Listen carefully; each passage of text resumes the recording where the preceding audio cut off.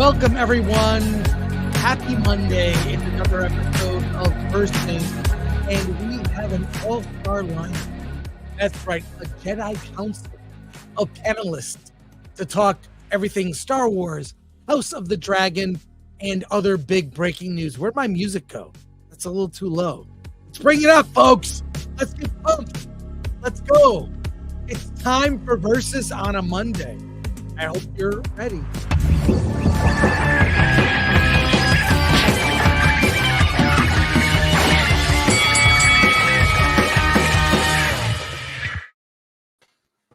Hey, everybody.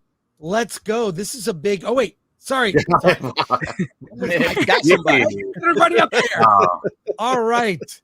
Everyone, introduce yourselves. Let's go. Hey, I'm the Script Doctor. Happy to be here on Happy Canada Day for all my fellow Canucks, 157 years. Let's get started. What's going on, Angry Badger? Radicalized by Gary, and now I make YouTube videos and I stream like a proficial. Shout out to the 199 and Beardo. I'm the Beardo adjacent, but I can actually read when I do super chats. Shout out, good deal. Let's go. I can't wait to talk about cortosis. Hello, I am Elaine at Nerd Cookies, and I cover sci-fi and fantasy news and lore. I have two channels. I have the main channel and also my live stream clip channel, Nerd Cookies Daily. You can also find me on Twitter at Nerd Cookies. I have a Patreon as well for that extra support, and I'm glad to be here. Looking forward to the conversation. What's up, everybody? Derek Anderson, the DA, hanging out with Film Threat. Glad to be here, about to discuss the best comedy of the year, The Acolyte, along with a pretty good drama series, House of the Dragon. Looking forward to it. Hey guys, Dante from Verbal Riot. I give it to you raw and unfiltered. Happy to be here on Film Thread, and I'm always ready to talk about lesbian space witches. Speaking of raw. Yes. I brought the meat, and Alan Ng, editor-chief of Film Thread, and I am also trying to figure out the Jedi and their relationship to halitosis. So let's do it. Okay, everyone. So happy you're all here. Couple of things, couple of orders of business we have to talk about. First, Alan and I will be at San Diego Comic-Con, and we have very few tickets left through Eventbrite. I'm gonna put this up here. We are doing a meetup with Big Man Comics. The link to this article will be in the description, and a link to the Eventbrite link. There's only 30 tickets left, and we're having a meetup on Wednesday, which is July 24th, 7 p.m. at it's this pizza place. What's the name of the pizza place? Basic.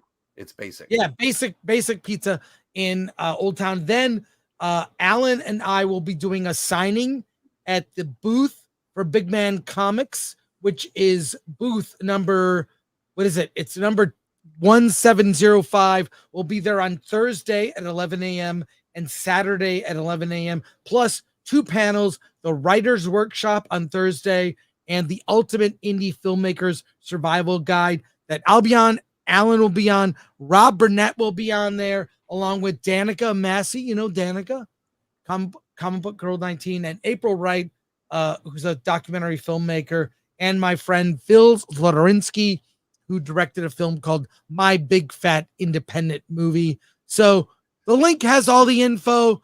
I don't want to bore you, but it's going to be a lot of fun. So check that out if you're going to San Diego. It's going to be a blast. All right. Now, I want to share a little tease of something. Would you like a tease? Yeah. I want to tease. No, I do. Is it raw? I hate being teased, and but go ahead. unfiltered? Yeah. I want to tease our event, Funeral for a Franchise. Oh, okay. It's the global event, our Star Wars funeral. Alan and I will be dressed as priests. Everyone attending will be required to have funeral wear on, you know. Or black Jedi robes, which I think... Black Jedi robes, black suit, maybe dark glasses. You may be weeping. I'm going to give you a little tease of the event. So I have a video to play. We'll be posting this on social media this week. And we have a trailer that's dropping later this week to promote it. It's Okay. Let me just show it. Yeah. Show this. Okay, here we go.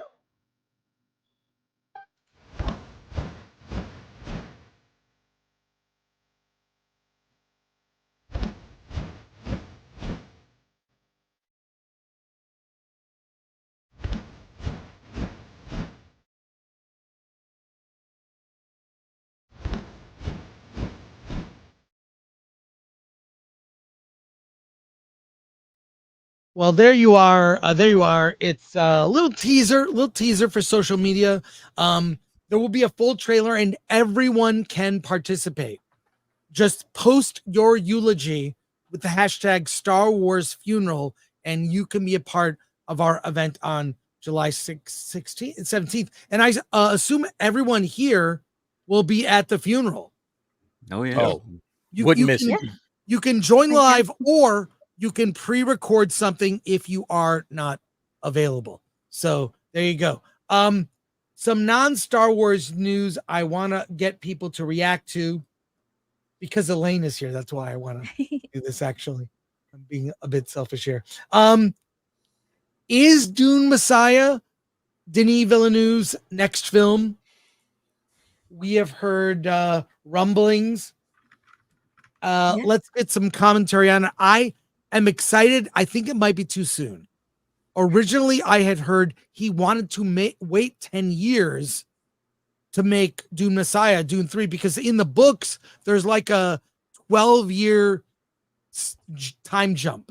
I heard him say he had 5 movies to do, and he had to do one of them, and then he would do Messiah. So he's like, I thought he was going to do a movie in between. Yeah, exactly. Yeah, same here. I don't think this is set in stone, actually. So I think who knows what'll be going on with it. I like the idea of waiting for Timothée Chalamet to age, to kind of get less twinkish, I guess. How old is he? He's probably one of those that doesn't age. No, right. Because even Robert Pattinson's almost 40. He still looks super young. Yeah. Like he might just look young like this. Tom or Holland, like Ralph too. Macchio. He still looks. Ralph Macchio, yeah, exactly. Yeah, he's probably like around 30 years old, man. Yeah. But I like the idea of waiting a decade, then making the third movie. It makes sense. Everyone will be older. It's like that's how it is in the book. It's like a 12-year time jump. Thoughts and opinions about this, and it's supposed to open in December 2026, the same day as whatever the new Star Wars movie is, the Rey movie. So we'll see. So, well, I guess the question is it gonna is Dune still gonna have the same level of hype and interest, if you wait too long, right? Or I don't know, like, can you build up, or can you like go in reverse with hype? Like right now, Dune's a hot property. People like Dune Part 2. So it's like, all right, are we going to hit this right now? Or are we going to wait and then run the risk of people not being as interested in Dune if we do this, let's say 5, 6, 7 years away? I guess that's the question, that one of us should probably run it through. What's that going to look like in 10 years? Someone just said money. I just realized what's going to look like in 10 years with AI, when people could just type it into an AI generator and have most of it done. Well, your guys are forgetting the most important aspect of the variables, which is that who's to say that Timothée Chalamet might be even alive in 10 years? You understand, young actors of this body and type, accidents can happen, freak things can occur. I mean, Anton Yelchin was a huge rising star, and the poor guy died tragically. Trapped by his car while checking the mail. Not Linklater, okay? You're not Jodorowsky, who thankfully never got to make Dune, because that would have been a trite. Heath Ledger. Yeah, Heath Ledger was very complicated. Yes, to your point, exactly. Like you're expecting actors to be alive in 10 years when there is actually a kind of a very small but significant enough percentage that either they retire, they don't want to come back, or they tragically move on. Well, if they're doing it right now, if they're moving forward, as you said, I mean, he might be in a really good place with the script. I can't see Denis Villeneuve moving forward if he wasn't absolutely sure in the script, if it was not where he wanted it to be. So I think but I think he's close, and maybe it's just close enough to where they just wanted to hold the date and see if he could make it then. But also too, with the timeline, well, maybe it is a good idea to recast. I definitely think you should, and particularly Zendaya. Yes. I like Timothy.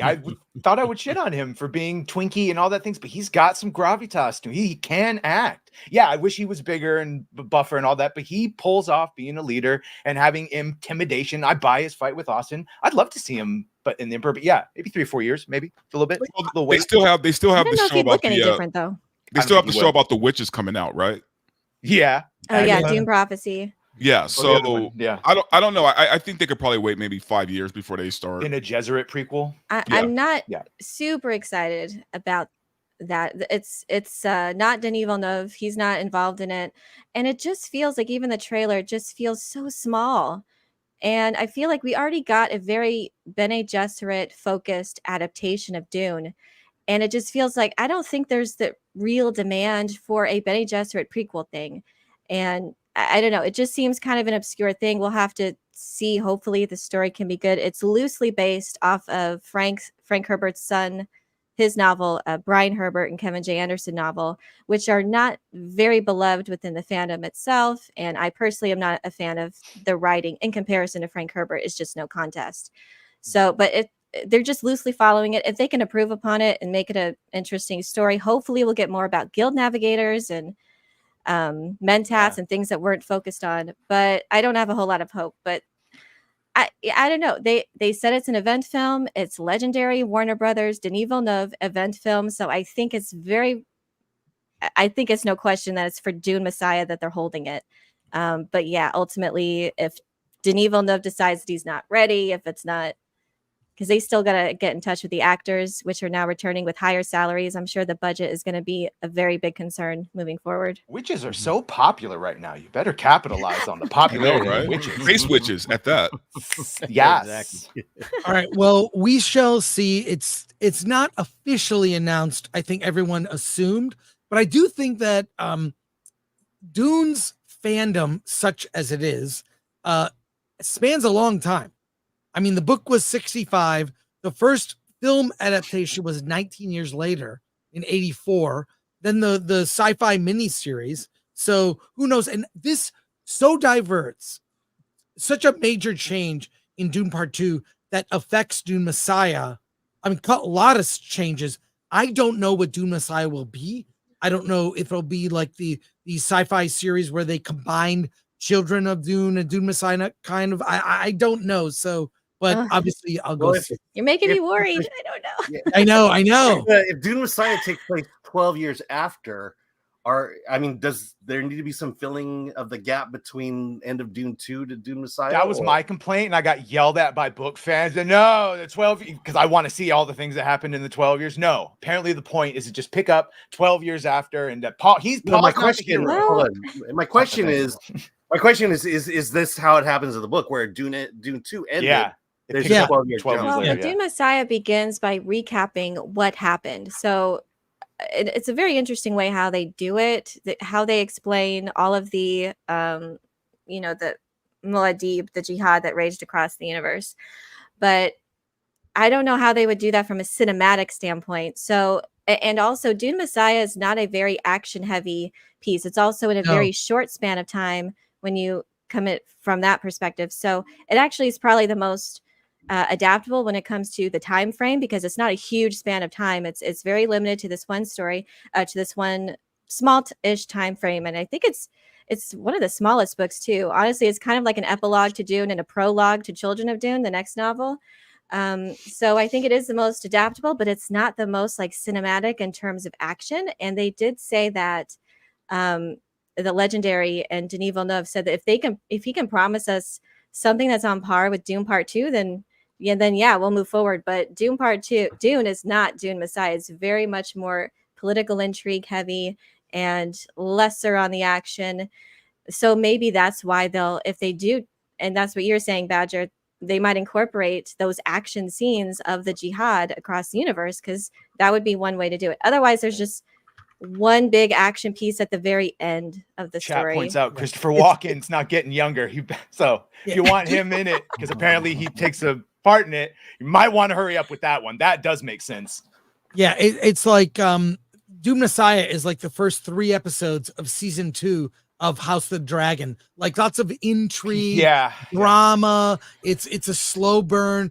but it is like a novella, like Elaine said. So, all right, let's pivot, and we have other topics to talk about today, and we also we may as well let's get through some chats. I forgot to say hi to everybody here. So remember, like Lord Thoth says, like, share, subscribe, hit the bell for notifications, sign up as a member, join us on Discord or Rumble, and buy our merch. All right, I'm gonna leave it to Badger because this is great. Yeah. We'll start with super chats here. All right, Dark Hero Fan for 2. Rather see Empire strips back again than Acolyte. Is that the burlesque show? Yes, it's amazing. I've been a couple times. Jason Yankovic for 5. Star Wars didn't die; it was moited. Red French Moon for 5. Bad news today, so I need a nice and fun versus. But with that nice panel, I won't be let down. Will there be hot D spoilers? No, we should not. We'll speak around spoilers for at least the most recent episode. So, Chris B for 5. It is Denis going to fundamentally misunderstand the Golden Path and Paul's full part in it for a third time with Dune Messiah. Not interested. If so, nerd cookies.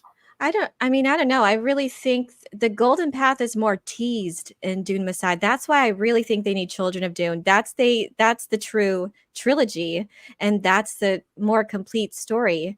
So, but Denis Villeneuve is set on it just being that he's going to end it with Dune Messiah. So I'm hoping that he'll foreshadow the Golden Path, and I think that I don't know if you don't intend to do Children of Dune, I'm not sure how you would do that. So I hope another director would want to continue with Children of Dune. I think it would be a real shame to not continue that story, to not fully flesh out those themes and complete.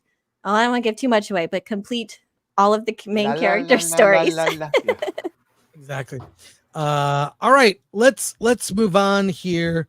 And you know what? Does anyone else do this? When your paper towel roll runs out, you have a lightsaber. Does anyone else? Am I the only nerd? Is that what you call them? Yeah. All right. I'm just gonna do that. So, all right. Let's pivot to Acolyte. That was the bit. Because that was my bit. That was Alan. That was it. Luke throwing the saber. The power of two. The power of Mannny. The power of one. Power of one. The power of two. The power of Mannny. No other collection gives you the feeling of pure moods. Yes, Force Witch sign language. That's what that is. That's Force Witch sign language.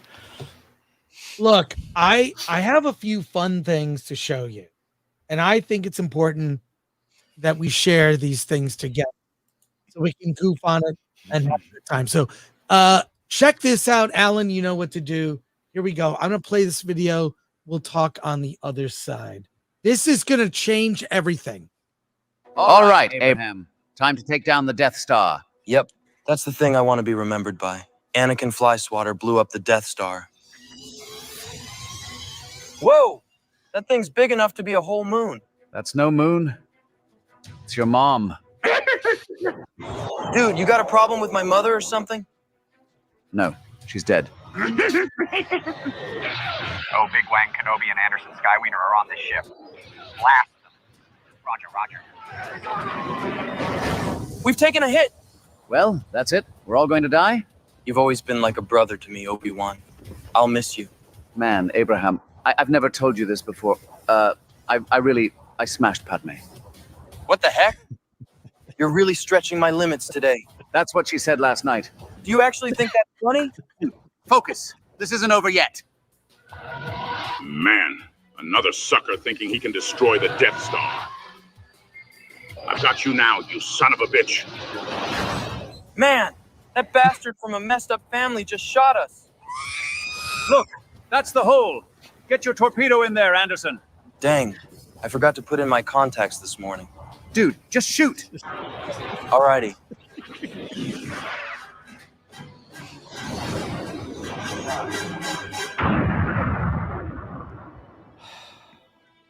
So, what was that about Padme earlier? Nothing. Death Star gone. Carry on. Jesus. That's awesome. That's where we are. Al Fox's YouTube channel. Subscribe to that channel. Star Wars has become Link one to big that joke. video's Yeah, in the it's description. sad to see. Look, This is coping this on our end, though, shows- but it's the good coping. Let's just make fun of it. Exactly. This Yeah, proves, that's all we can do. That's all we can we do. can goof on it and have fun. And we're gearing up for episode 6 tomorrow. Look, I've made my peace with this. Okay, for me at this point, I've come to this place with Star Wars that I came to with Madam Web. Okay, I actually enjoy the Acolyte now because I can laugh at it. It's funny, right? It doesn't hurt me anymore because I no longer love Star Wars. But did you have the same attachment to Madam Web that you did to Star Wars? But You've made the same look, decision. you gotta let to go of just separate expectations, it. right? Yeah.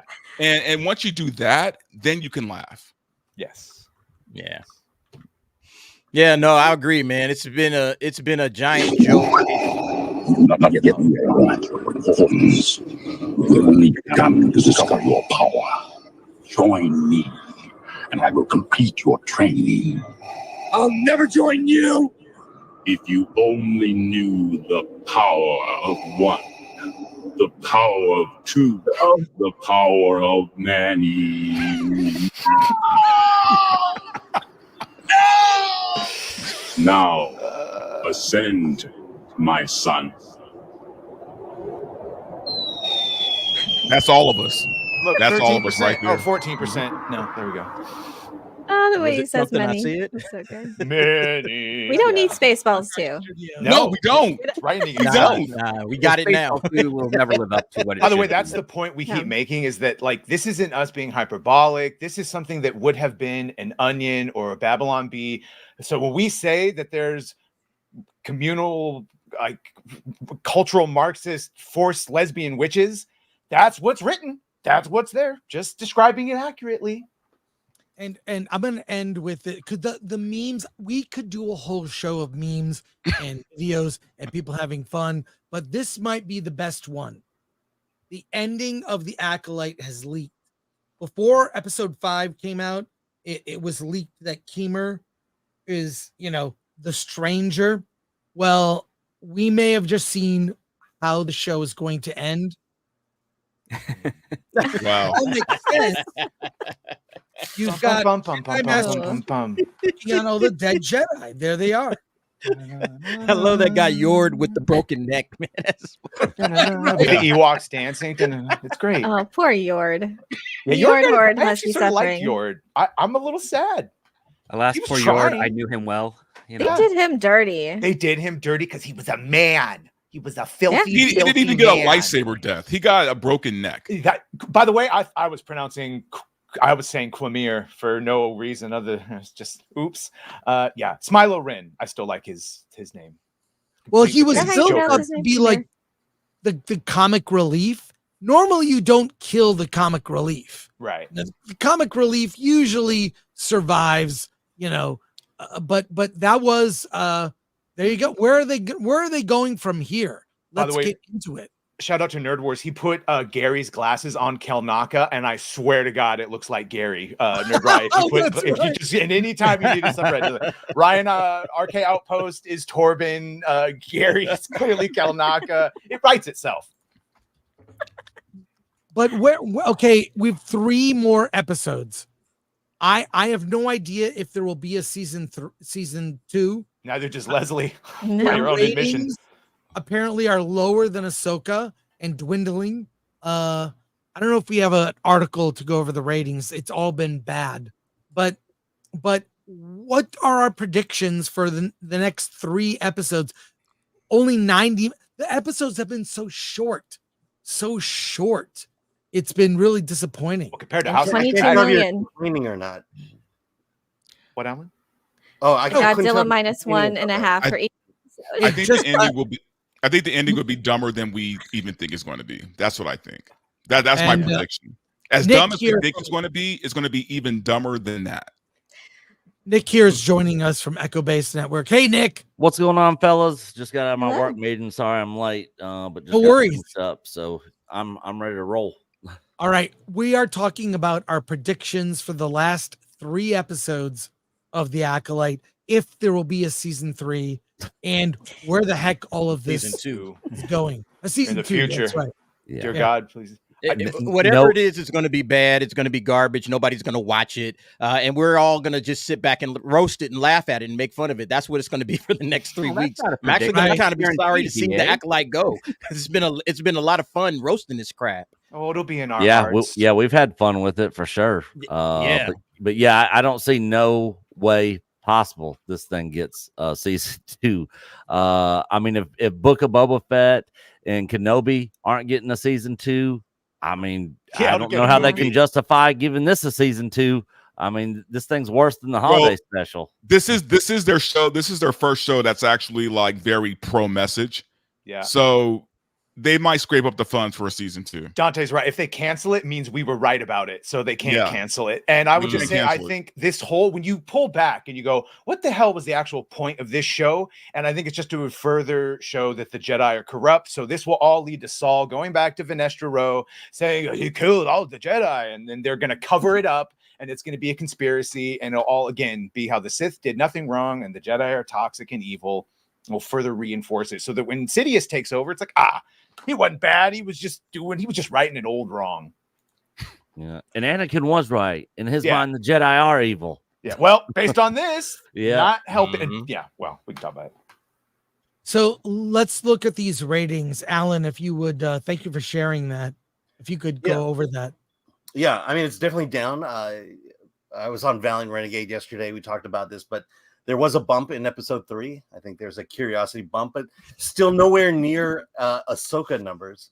Acolyte has dropped to number 9, but thankfully, Hitler and the Nazis is off the chart. So Acolyte can be that place. Bridgerton, goodness, is on. Bridgerton season 2 is doing better than the Acolyte. Bridgerton is crushing it. Yeah, dating shows. America's Sweethearts. That's Dallas Cowboys.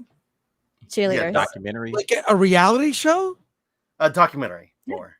Yeah. Oh, I would watch that documentary. I like documentaries. Yeah. But seriously, what are our predictions? All the things in my head about how it could end, they're all bad. For example, Keemer turns out to be Plagueis, or Palpatine, or the just somehow involved. No, seriously, somehow involved in the beginning of the infiltration on Coruscant. That I don't think he's an actual Sith. I don't think he's an actual Sith. They did the math. Plagueis is like 10, which means it should be Venomous and Tenebris of the Sith. I know they don't care about that. So if they're going to rip it off, have him be Plagueis. Why wouldn't he say it? I think he's a fake Sith. I think he's just the apprentice. He's doing what many Sith do. He's getting someone to help him overthrow his master, which I think is still going to be Coral. You might think it's Anasei. I think it's going to be Coral, the Zabrak mother, that actually carried them, because I refuse to believe we live in a timeline where we're not going to get her say, I am your mother, and be the actual big reveal. Yeah, but if you're saying they're doing the math, then you're giving them too much credit. I know. I think. I mean, the other part too is at no point have they ever really committed to a female character being the main villain of a story. But they're just misunderstood. They just want freedom. That's the point. They've already framed it. Not about freedom, because here's the aspect. It's that if they do it, they have to frame her as the hero, and they have not yet fully framed the Jedi as the villain yet. So they've actually been faltering on that.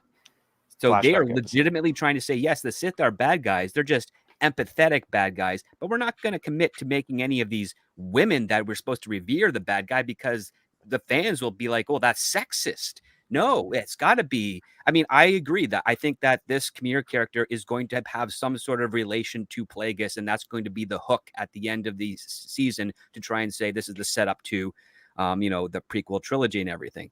I think that's see why Torben committed unaliving himself. Wait till you see the flashback of why he did that, and then we'll see if we still think that this version of Jedi aren't the villains when she's all said and done with them. And just to be clear, the actor did confirm that his character was a Sith Lord, and Leslie Headland herself has said that she wanted to examine the Sith, and the way she framed it was that if the apprentice is craving the master's power, then at some point he has to recruit an acolyte or an apprentice for himself. And she said the word specifically he. So that initially is why I had my theory that Camille, it was just another, you know, one other thing of the mountain of evidence that Camille was the was Darth Smiley or Smilerun. But I do think my initial theory was that the green lady, the Jedi, was the Sith master, but I don't think that it is, but she's just acting like she could be because she's very manipulative. She's from very the deceptive. novels. She was introduced at Yeah, 14. yeah, Is but the best. I don't think that the matters point to is, there's a them. lifelong service of Jedi in their shitty novels. When did she find time to become a Sith Lord? Her whole life is there in those books. So yeah, I get it. She's Leslie's wife, and we would love to think. Yeah, as a child though, but she definitely, and I've heard other people say that who've read those novels that point out that she's very differently portrayed in this show. She is, yeah. And I don't think that would necessarily matter to them. I don't think they care about, oh, the sanctity of this particular character. I don't think that would matter, because if you give her like still a sympathetic reason for her motivation, which I think is what they've all tried to do so far, is that there's no good, no evil. It just depends on your point of view. She and I clearly feel like knows that's who what they're some of them doing. are. She does know, because she said, no, she may just be saying the name she memorized, but her whole point was when she originally came, she thought, oh, I have to throw a bunch of references. She did say Plagueis. She's mentioned Cortosis in interviews. And then Kathy said, yeah, this is great. Now go write a Leslie Headland. So she basically got permission to pull and choose whatever the hell she wants from Legends and Disney, and it doesn't have to make sense. No, Nick, it doesn't. A quick thing, Nick. I don't know if you saw the Acolyte leaks in this photo here, but and shout out to Echo Base Network. You had a guest on, some additional Disney employee coming out and releasing some information. So good on you guys continuing that reporting. That's great job on that. Thanks. Yeah, it was a very interesting conversation for sure. For sure. It started, it's so funny. It started all the way back in the Civil War. I'm like, where is this going? Yeah. Like, this is crazy. But the memes are on point. Yeah, it's fake, but that actually a good predictor there. I don't know. I was going to say, he's a horrible Jedi too, Master Soul. I love him and I see what he tried to do, but that's not how Jedi are. He's got way too much emotional. There is no emotion. There is peace. First line of the Jedi Code. And he is super compromised by emotion and regret and anger and all these things that there's no way he would pass any muster. His other Jedi would be like, bro, what the hell is going on? They would feel the turmoil and conflict. And as a master, he would be able to let go of all that. But so, you know why? yeah, You know why he's like that though, right? Because he's the only one who can emote. He's the only actor there that can emote any kind of emotion. But even then, there's a way to emote without, like, Qui-Gon, shout out to Liam Neeson, did a great way of having empathy, understand you could see, and having a personality while also having detachment and still listening to Qui-Gon understands English. Yeah, well, and maybe that, honestly, jokes aside, that might be an issue. That's that probably no one it, really. yeah. There's a disconnect. I don't know. Like, This show think about it, doesn't like this deserve character was Soul. written that does way. not. He doesn't deserve him. He deserves and a bit Mannny more, for that matter. His performance is really good. I have no issues with Soul and Camille. I liked a lot of them. They just like all of these shows, even Reva, Moses Ingram, they're all capable of very good acting. This ain't it. The people they hired are right. It's the way the characters are written. They're written badly. I mean, you have a Jedi that's written with all of these emotions. He's leaving everybody behind while he escapes on the ship. Like, what are you doing? This is not the Jedi code. This is not the Jedi way. So it's the way they're writing these guys. And then, of course, you're an actor trying to put all of this together, and the directors don't really understand anything, obviously, because they should be pushing back on the writing and in the story itself. Like, wait a minute, why are we writing the Jedi this way? Well, it's because this is what we want to get across in regards to these characters that we, or at least the Jedi that we have known for 40 plus years. We've known this order for 40 plus years, and now it's going completely against the grain. Leslie Headland doesn't care, and neither does anyone else. So yeah, we're just getting like fan fiction Star Wars at this point. That doesn't make sense whatsoever. It's hard to call it fan fiction because these people aren't really fans. Fans got to write fan fiction. They're not even fans. They're just writing nonsense. That's why it's just on the comedy same at this par point. of bad. I mean, I've seen a lot of Star Wars fan fiction. The only good one is Troops. That's it. Yes. I'm sorry. Troops is the only good fan production that actually has quality writing. The Everything Darth else, Maul I'm sorry, film fans, is I very love you good. guys. There's a You couple of cannot them. write. and you especially cannot write Star Wars. Star Wars theory has a couple episodes. None of the actors are to blame. I actually think they're for the most, except they're the weakest actors in the whole show. Leslie Headland's wife and the lead actor. Right. And I was about to say that's the problem. No one cares about Osha or May 5 episodes in. No one cares about those. That's where this whole show falls apart. Is we don't give a crap about the main character. Yeah, well, I mean, Nerd Cookie said it. No one auditioned. This is just her wish list. Those two. She specifically went to Amandla and obviously her wife, or are they married? I don't know. Yeah. But yeah, so she headhunted certain actors that she worked with before, Leslie Headland did, and didn't audition. But with Soul, at least I think most people initially rooted for Soul. They liked him, but continually they have torn him apart and diminished his character, especially starting in episode 3, especially where he seemed very predatory, luring the child away with his fancy deadly weapon lightsaber.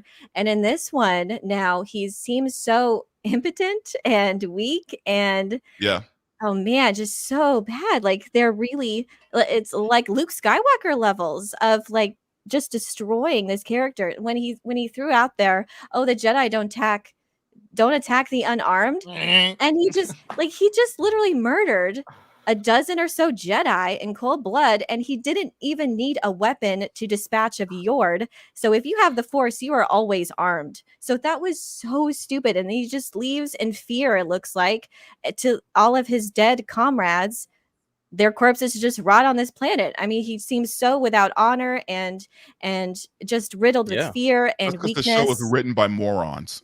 Yeah, they just fundamentally do not understand. And so who are we? I mean, people who did root for Soul, obviously they're not anymore. So who are we rooting for at this point? I mean, I think that they're going to try and do this thing where the twin sisters come together and, it's from their different light side and dark side, and they come together from their different perspective, institutional backgrounds, throw off those shackles to do the thread and get rid of all of their enemies. I don't know. Wait. Are you saying girl power is going to win in the end?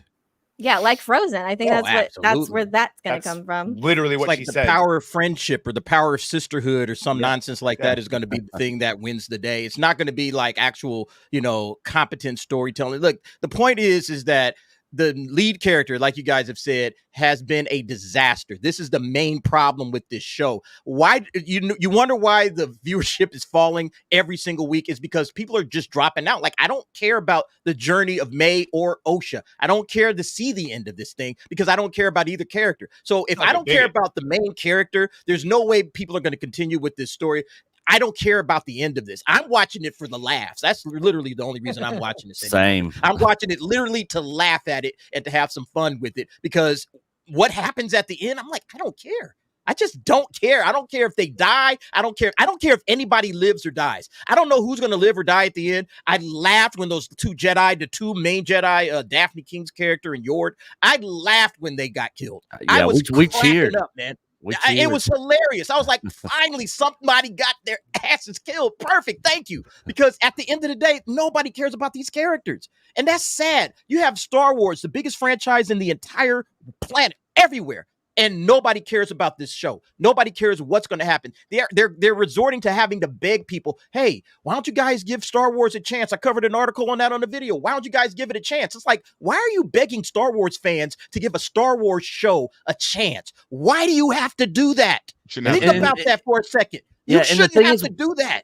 And the thing is, we are giving a chance. We are watching it, and we're seeing that it's a trap. So, and the thing is, if we didn't, and then they come back and say, if you don't like it, don't watch it. Well, how are we going to know if we like it or not if we don't watch it?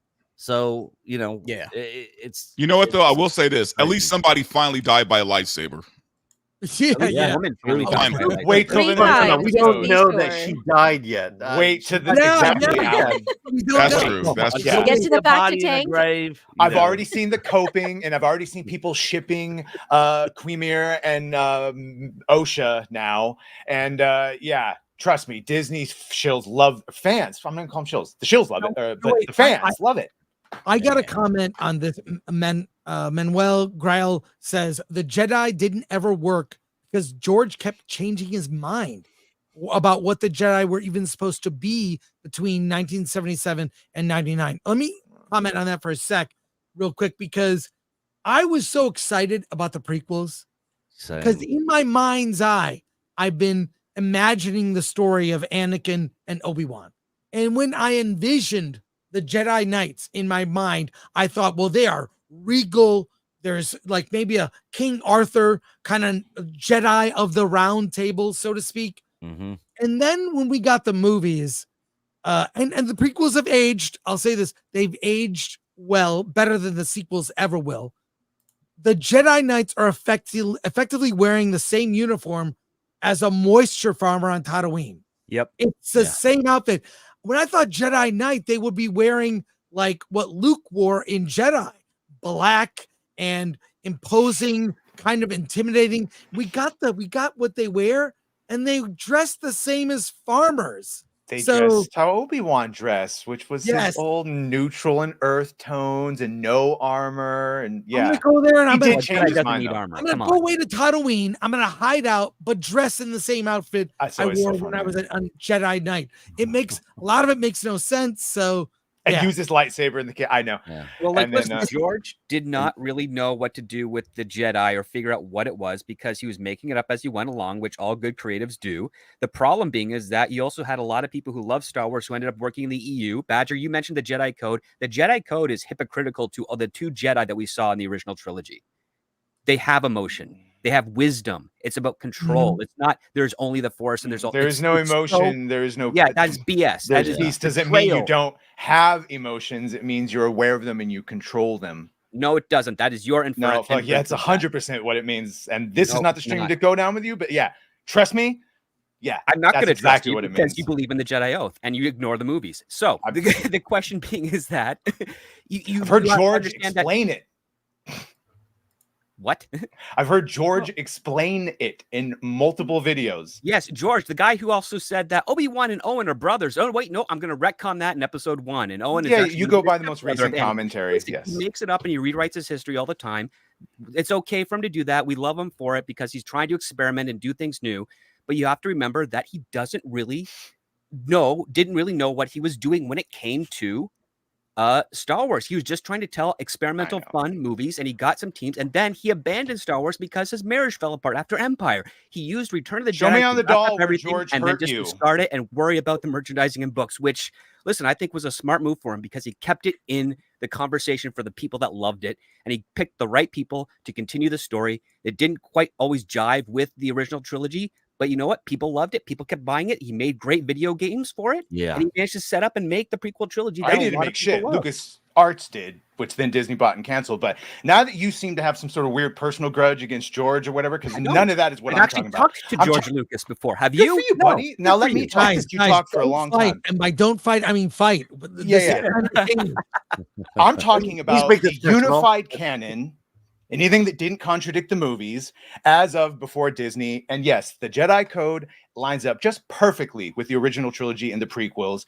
You clearly don't accept a lot of different things. You have your own hierarchy. Good for you. Bro, you invalidated a lot of your opinions to me when you said the Immaculate Conception of Anakin and the Chosen One was stupid. So that's a fundamental, right, which means you and I, nothing is going to come from that conversation because we fundamentally disagree on many a thing. This isn't like a theory in me where it's just we had the similar ideas but a different interpretation. You and I just disagree 100%. Sorry. That's fine. But I mean, the thing is, you can't justify that the Jedi have to be this one way when we actually have documented evidence in the movies that say they're not. Where did Obi-Wan act emotionally compromised?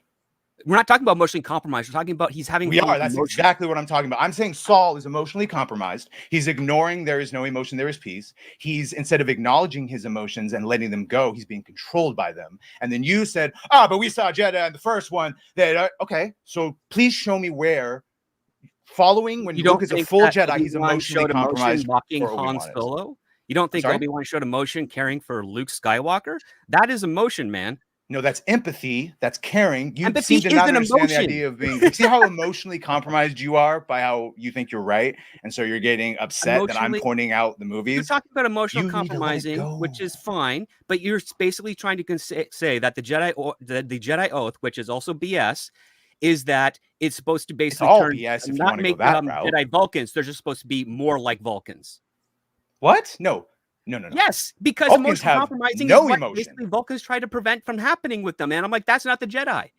The Jedi. First of all, the care. balls They of have you to empathy. They have compare wisdom. anything from Star Trek They to Star don't Wars, but deny okay, their emotions. Vulcans They have don't no subvert their emotions. for the sake of the Jedi, Force which or comprise peace. of many species, acknowledge their emotions and then let them go. Bro, come on. Well, they don't. You sound dumb.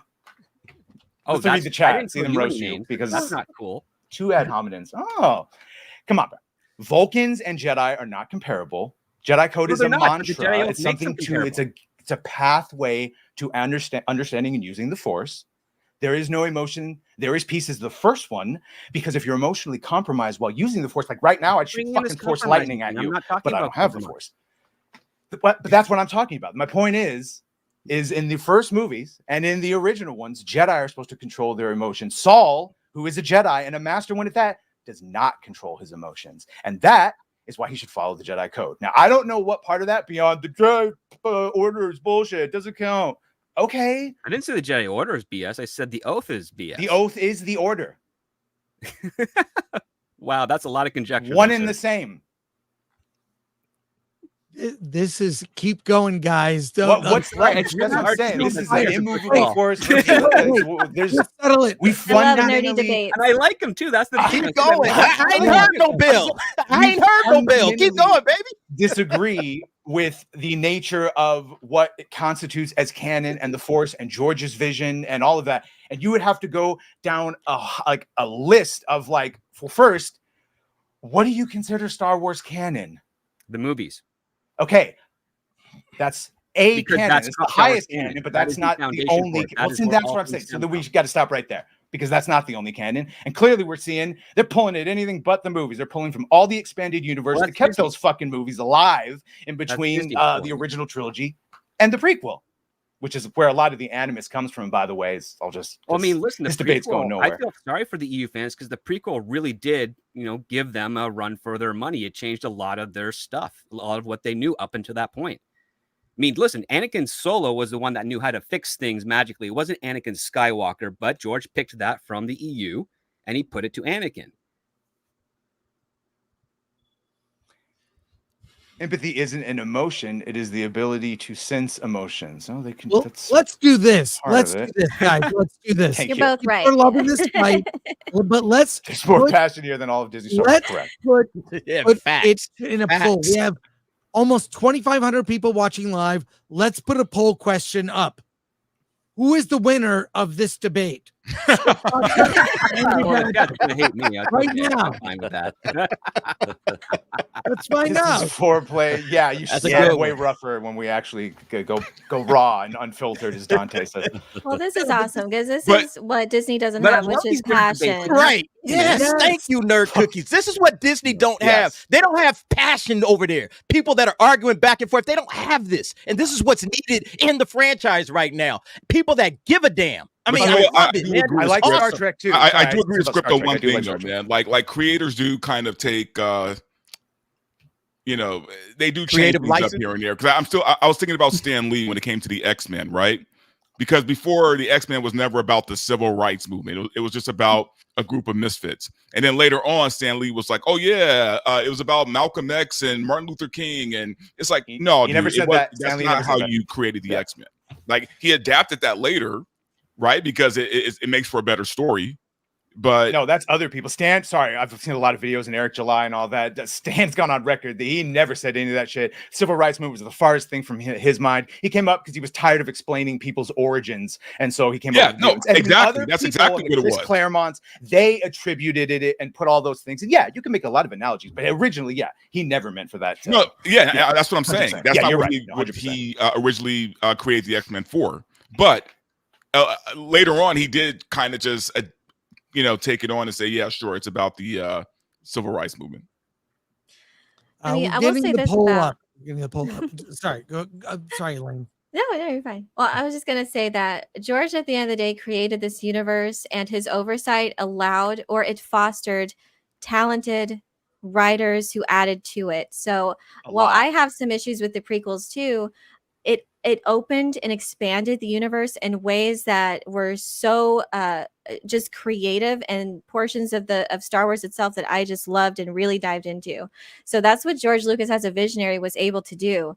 And Disney just kills creativity, and they just steal the ideas from other people who wrote decades and decades worth of amazing stories, and at least they try to be consistent with each other. And this is what we were saying backstage about the introduction of cortosis, and how we were like, they actually tried to be consistent. They had a plan when they introduced cortosis to begin with, and this was something I just was recently made aware of. Michael Stackpole, the first who wrote I, Jedi, that novel, he is the one where cortosis, or his novels where cortosis first appeared.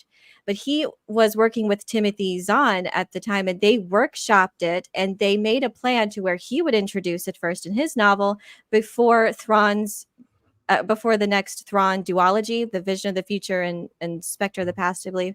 So they had a plan, and they worked together, and that's what defined the previous EU, is that they were all trying to work together to be consistent with each other, but to live up to the spirit of what George Lucas's lore and mythology ultimately did. And he oversaw all of that. Now today, they don't know anything about what makes this mythology special. They don't understand the importance of canon and consistency. And this is why we have kind of this Frankenstein monster of mythology under Disney. It seems so anti-entertainment, anti-creativity.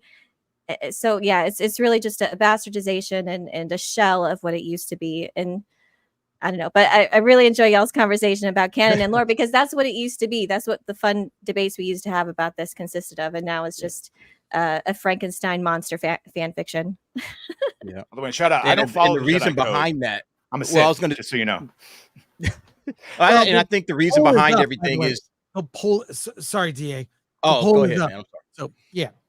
Well, no, just to Nerd Cookie's point, like we didn't leave the prequels. Like after the prequels were all said and done, we didn't leave with like a disdain for Star Wars. We still, some of us didn't like the prequels. Some of us might have thought there was some poor writing in it and there were some issues, but we still loved Star Wars at the end of the day. And I think that's the biggest kind of I guess repudiation of Disney Star Wars is that they're not building out the fan base. You know, people are dropping out. Now people are like, what else is there out here in the world of entertainment for me to get hooked onto? That's the biggest problem. If they were doing something that I didn't like and you guys didn't like, but there was a new fan base that was just rocking with it. Oh my God, I love Disney Star Wars and I love the sequels and I love all the stuff on Disney Plus. I would just have to shut up and be like, all right, well, it's not for me. Clearly, they've moved on to a new fan base, but they're showing right now, just with the viewership, just with the declining interest in Star Wars, that nobody cares. Nobody cares about what it is they're doing because they've attached everything to ideology. Like Nerd Cookies is saying, they don't have a creative bone in their bodies any longer. They don't know how to create new things, a new, era of Star Wars for a younger generation to get attached to. That's what the prequels did. Like when we went and saw the prequels, there was still a huge fan base of prequelites that just, oh man, I love the prequels. This is awesome. And then that carried through the Clone Wars. They're not bringing in new people. And that's the biggest thing. So we're not right now, the Star Wars funeral for a franchise is perfect because we're literally watching the franchise die under the stewardship of Disney. That's the worst thing about it. Well, that's because George Lucas never attacked his fans, man. I mean, I'm sure he was hurt by some of the things he heard about the prequels, sure. But Disney actively attacks fans. They not just attacks them, they hate the fans. And they make it clear every time they make a new project. The first thing they do is, put up the bigot shield and attack the fans. And you can only do that so much before the fans are like, okay, you can have it. We're done. Yeah, they don't fuck with our discourse. Is what well, it's so weird because it's kind of like a psyop at this point. But I thought DA brought up a good point, and this is the biggest thing right here. Disney Star Wars is not bringing in the younger generation of kids. The prequels did do that. A lot of us older fans absolutely did not really care that much for the prequels, but the kids during that time absolutely loved it. Like to this day, my younger sister, her favorite character in Star Wars is Jar Jar Binks, from For fuck's sake, come on. I love the pod racing. I love the pod racing. I played the crap out of that game. I love all the prequels. Made a really good yes. point. There's something that's going very strange with the way that Disney is actually, throwing up this bigot shield. Because here's the question I pose: where have we ever seen in the public discourse of social media someone actually make any of the accusations towards the cast and crew or development team of these Disney sequel Star Wars entries that justify their reaction? They're not saying it because there's not a single Star Wars fan in this chat watching this or listening to this that meets any of the qualifications that they would label as bigots at all. So they're not real.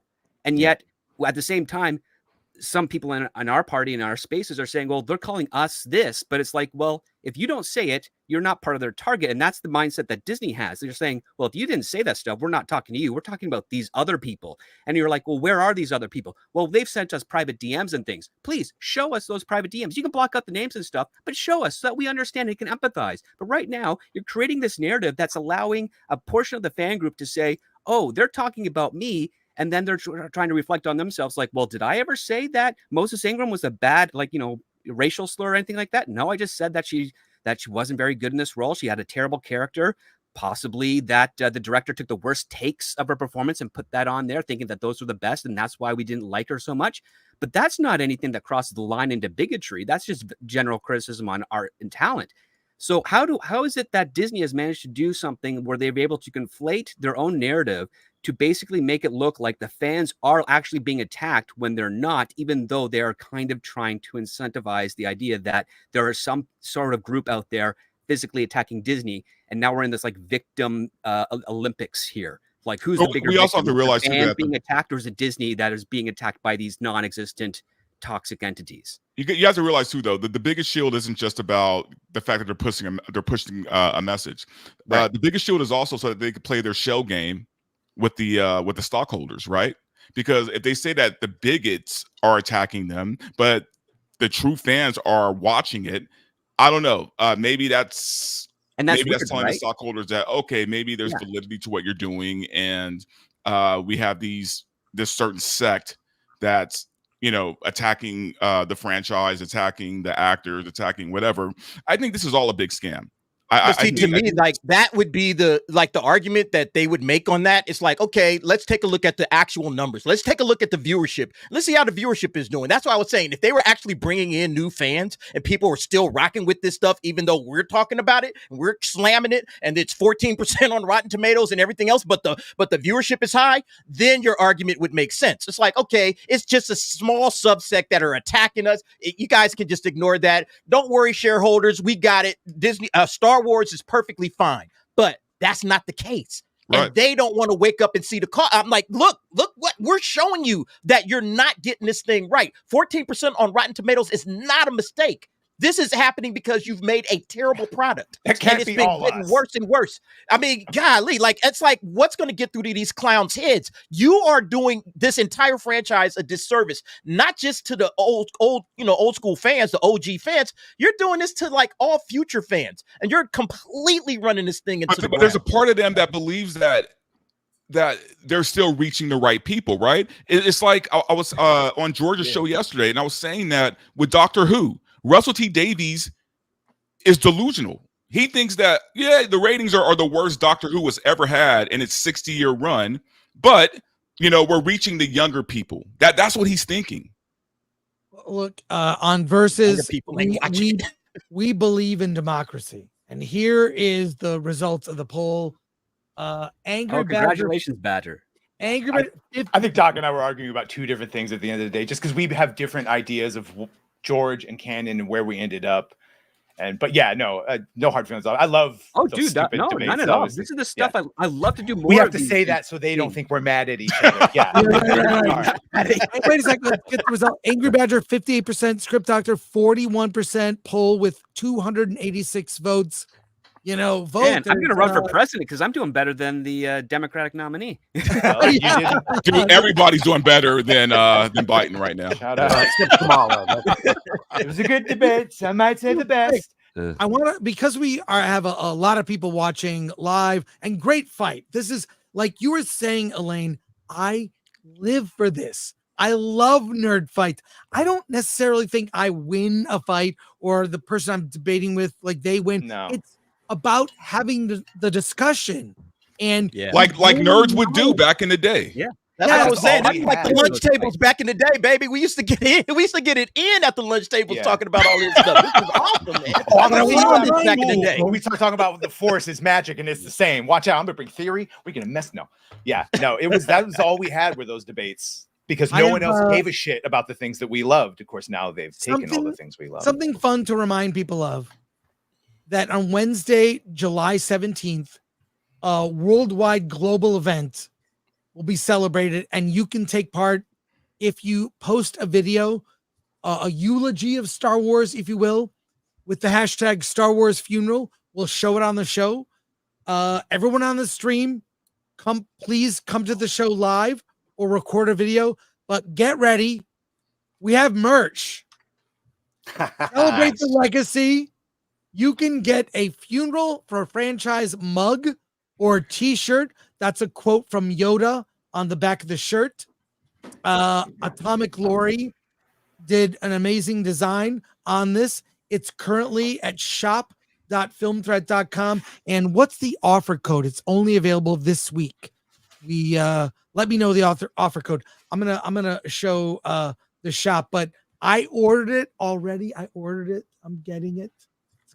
Chris, someone said it in chat, and I had to, if you can just, that they should have started with the Truce at Bakura, which was the first. It takes place the day after Return of the Jedi, and there it is, the Truce at Bakura. If only the day after. Luke is still twitching from being hit by the Emperor's lightning.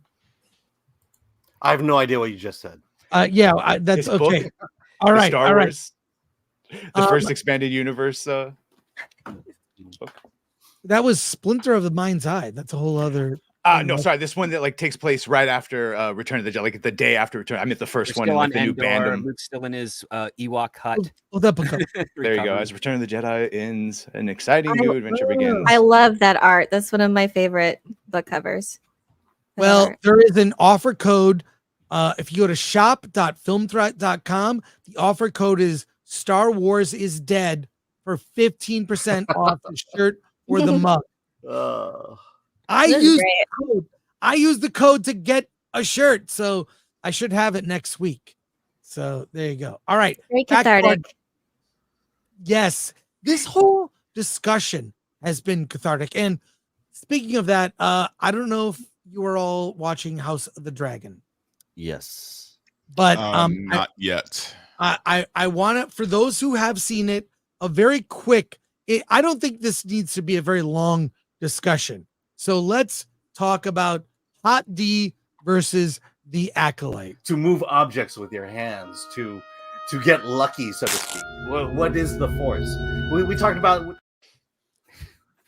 Alan, I don't know how that happened. Okay, for those that have seen Hot D, I've seen the first 3 episodes. It is my quick take. Everything that Disney and Lucasfilm wants to emphasize about the Acolyte, the diversity, all of that. The big thing, the diversity and how progressive it is. All of that is in House of the Dragon. And no one notices. No one cares. It's so well written. These amazing, and no spoilers for the 3rd episode, but the final scene features no violence. It's literally 2 women talking in a church, and it's so dramatic when they finally realize, that each of them has a side, but it's too late to start this war. I'm not going to give details. You have to have been watching. That is such a powerful scene. 2 people talking. That's it. And it's better. That moment is better than anything we have seen in the Acolyte. For those that have seen Hot D, I'd love to hear your thoughts. It was a great payoff because that entire conversation that creates that dramatic catharsis is all set up with the last half of the first season. And you basically have a revelation that was really well structured to basically say that this is going to be a war that cannot be stopped, but it's a war based on a false idea. And that's your dramatic irony. The fact that these two characters are going to be the only ones that know about this, and everybody else is going to suffer as a result. Yeah. Who else has seen Hot D? Yeah, I watched it. I liked it. I'm enjoying the slower, not like boring, but just slower, non-violent moments of just acting and character motivation. And I mean, they're all horrible, but I like all the characters for different reasons, like all the actors. So yeah, I still am waiting for some of the bigger moments that I've heard Gary and Ryan from RKO Post talk about. Because again, like it's just the book is based on an unreliable narrator of 3 of them. And so now we're finally getting to see what really happened. So we're supposed to get some real fun things. But yeah, they're still with me. They have not lost me yet. Yeah, same with me. I'm enjoying season 2 so far. I thought the first season was just going to be trash, and I kind of watched it to kind of roast it. But it like X-Men 97. I watched it and was like, wow, this is actually really good. And you can actually see where the money went in the show. You can't see that in Acolyte. I have no clue where that 180 million went. Probably the last episode. Yeah, exactly. But yeah, it's I thought that they're doing a really good job on the show. The one thing I had a question about last night's episode, spoiler alert, when did HBO start allowing BJs on HBO? I couldn't believe what I was watching. I was like, how are they showing this right now? Yeah, it was graphic. It looked fake to me. That's the only thing. Yeah, there's rumor that it was a doll. It wasn't real. But it was a bit shocking, which I think that's part of the brand of Game of Thrones, is how shocking it is. I gotta ask a question of everybody. When the title sequence starts, I never skip it.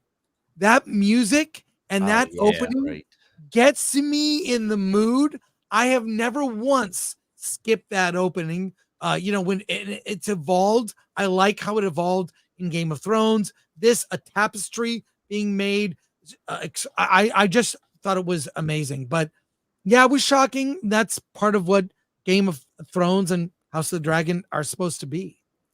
But it doesn't compare. Can you imagine if Lucasfilm made some kind of Star Wars with the level of seriousness of, Game of Thrones? Oh, dude, I was thinking about a Star Wars brothel, and I was like, I think about it all the time. Those Twi'leks.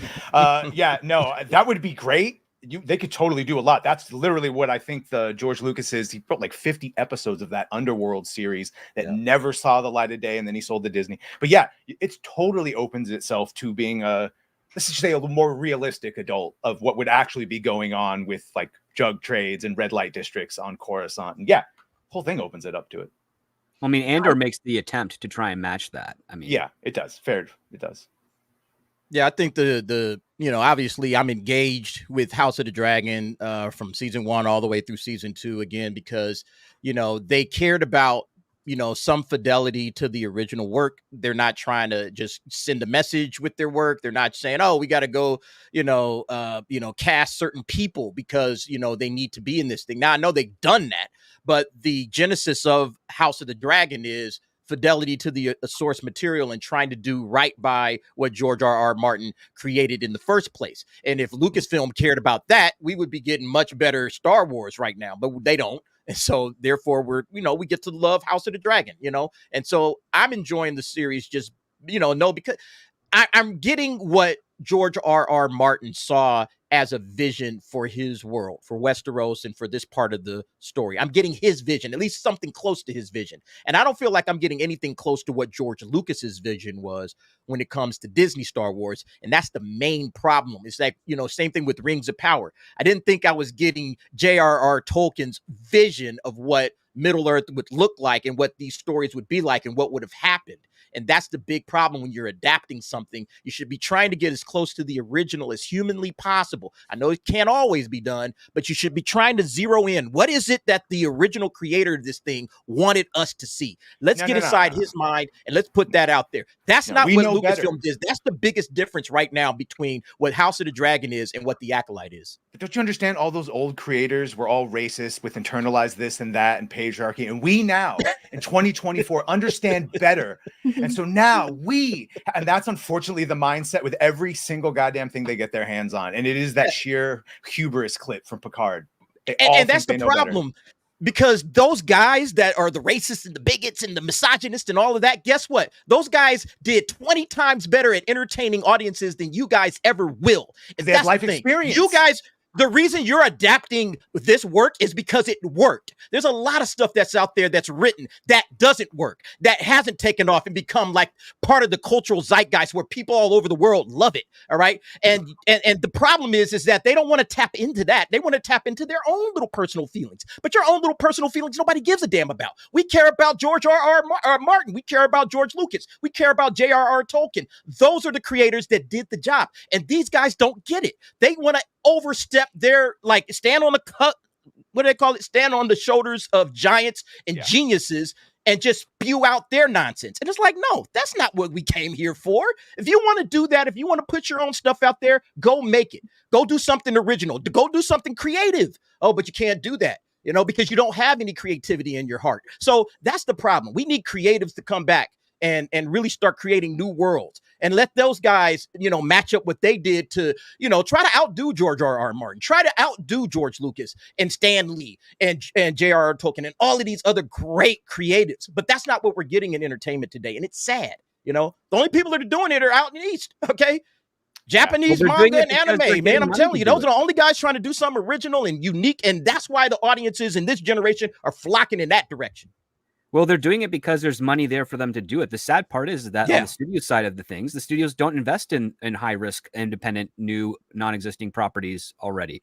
They just don't do that. They did that very infrequently, even in the 70s and 80s.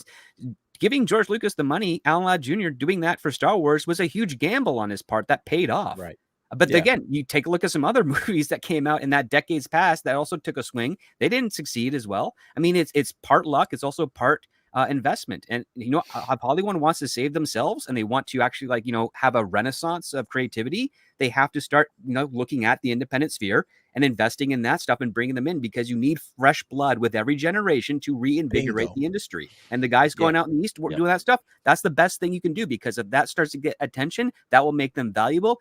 And guess what? Hollywood will actually invest and negotiate certain levels of capitulation to those creators to get their vision across. Obviously, there's always going to be a compromise when you're dealing with millions of dollars. But the thing is, if it helps reinvigorate, if it helps get people new stories, new IPs out there that isn't Harry Potter, which is like the last new big IP that we got, we need that. We need that injection. But it's not about the money, man. Disney's already proven that. They have money to burn. Lucasfilm doesn't care about profits.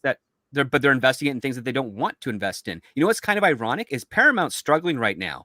But right before the pandemic hit, they purchased over 1,000 original IP screenplays that they are going to put into development, which nobody had ever heard of at that point. It was crazy. Everybody was trying to sell to Paramount. As soon as the pandemic hit, all of those things, all of those projects just pittered out. Because again, everything had to be shut down. They had to basically consolidate what they were going to invest in. And now they're suffering for it because they didn't say, you know what, screw this pandemic stuff. Let's just keep pushing through the development stuff. So when we come out of it, we have this huge slate of films that will dominate the market. And they screwed it up. But you're comparing Paramount to Disney. Disney has... No, I'm comparing the fact that Paramount actually was investing in the things we want, that we're talking about that they should be investing in. Dante Disney is not. Disney is all internal. They're just really burning all the money they can.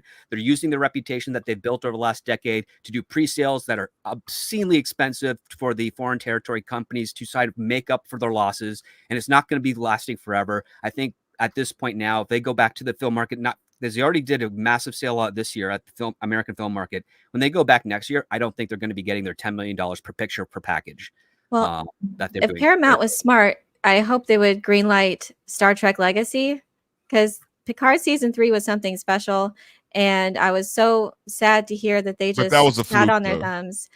Yeah, but it was Terry's critically gone. acclaimed. It was critically Paramount doesn't acclaimed, get- got the views, and it had so much traction online, and the fans wanted it. And what they just refused to give the fans what they want, but they actually not Paramount. did.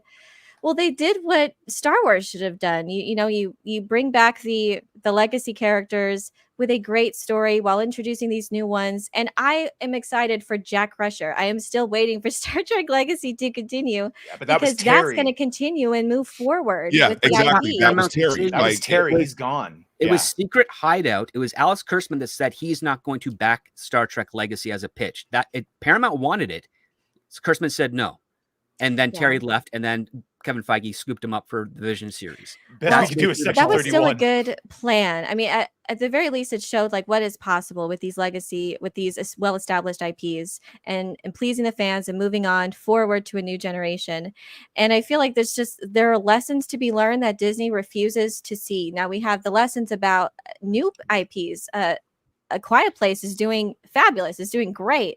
I haven't seen the newest one yet, but I'm going to see it tomorrow, and I'm really excited. But that's amazing that that's doing so well. And they knew their audience. They played to the audience that had supported them. And to begin with, they were smart when it comes to filmmaking, keeping their budgets low. And the franchise is very successful as a whole as far as its profit goes. And so we're having new IPs that are proving Disney wrong. We're also having well-established ones that please their fans, like One Piece and Cobra Kai and Arcane and Fallout. So it's just dismantling every argument Disney tries to make for them to just avoid pleasing the fans, or for them to avoid producing a competent and entertaining show. So all of these things, and including House of the Dragon, they are just embarrassing. This is an embarrassment to Disney, and they should be embarrassed. I mean, they're probably not. They probably don't care. But all of these things that are successful should be embarrassing to them. I think we need to start separating Disney from like Lucasfilm, because again, Chris, you were there. We heard Disney is they understand they messed up. Marvel understands they messed up. There are plans in place to get them back on track. Lucasfilm is its own island. They don't care. Why do I feel like Bob and Lucasfilm and Kathy are more connected than the rest is? Well, I think Bob is just along for the ride.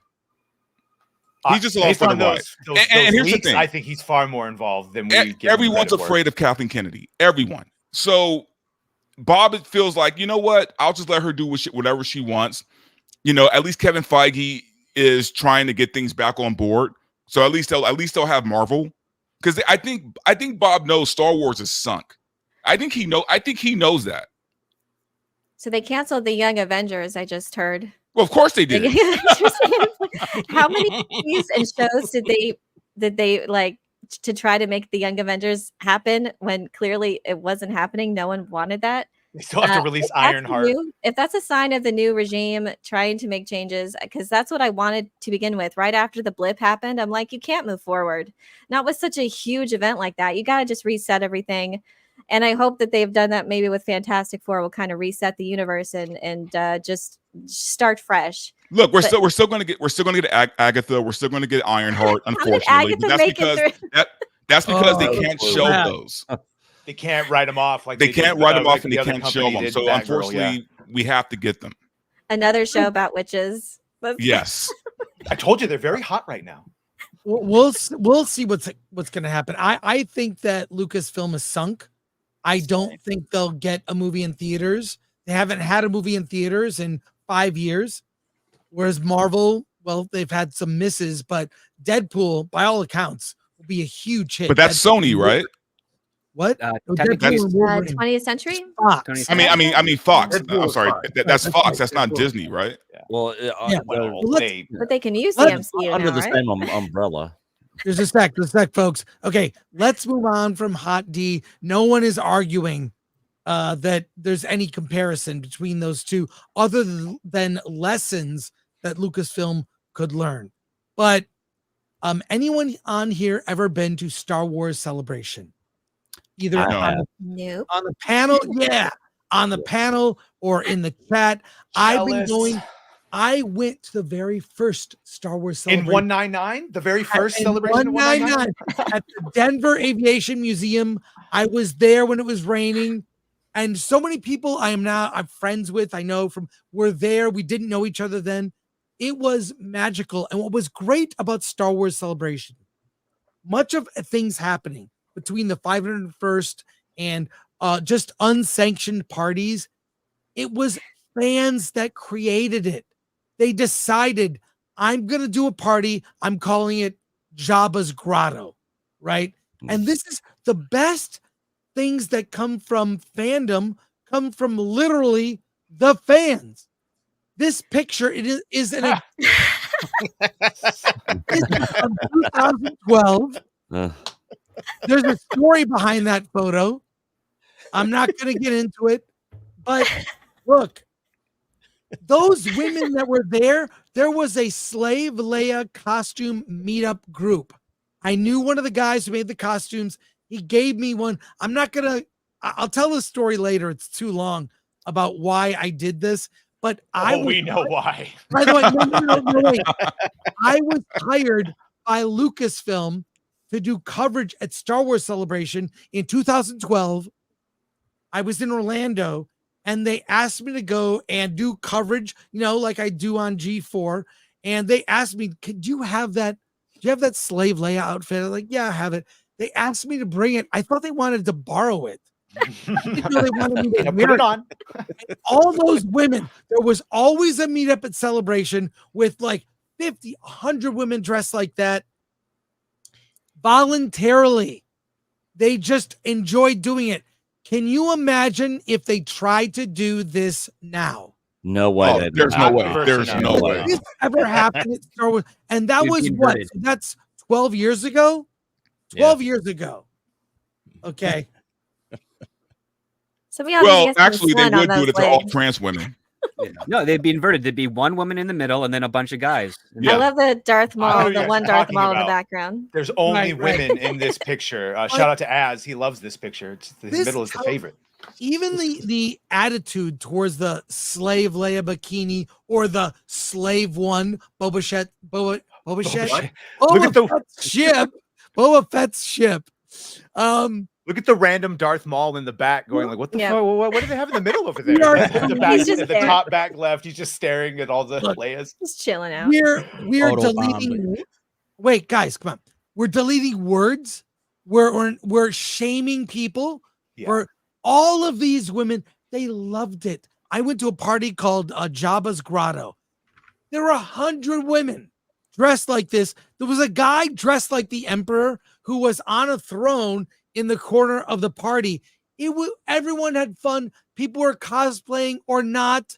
It was just, the fandom was so united in love. It was a better time. It was great. You could never do this now. No way. You could never do this now. And look, I have a sense of humor about myself. I'll make fun of myself. I don't care. The fandom was so much fun back then. Yeah. Where are we now? Bunch of fun Marvel mommies. That's the right thing. now. It's no longer fun, man. This isn't fun anymore. And these parties, think about it. There was fan art.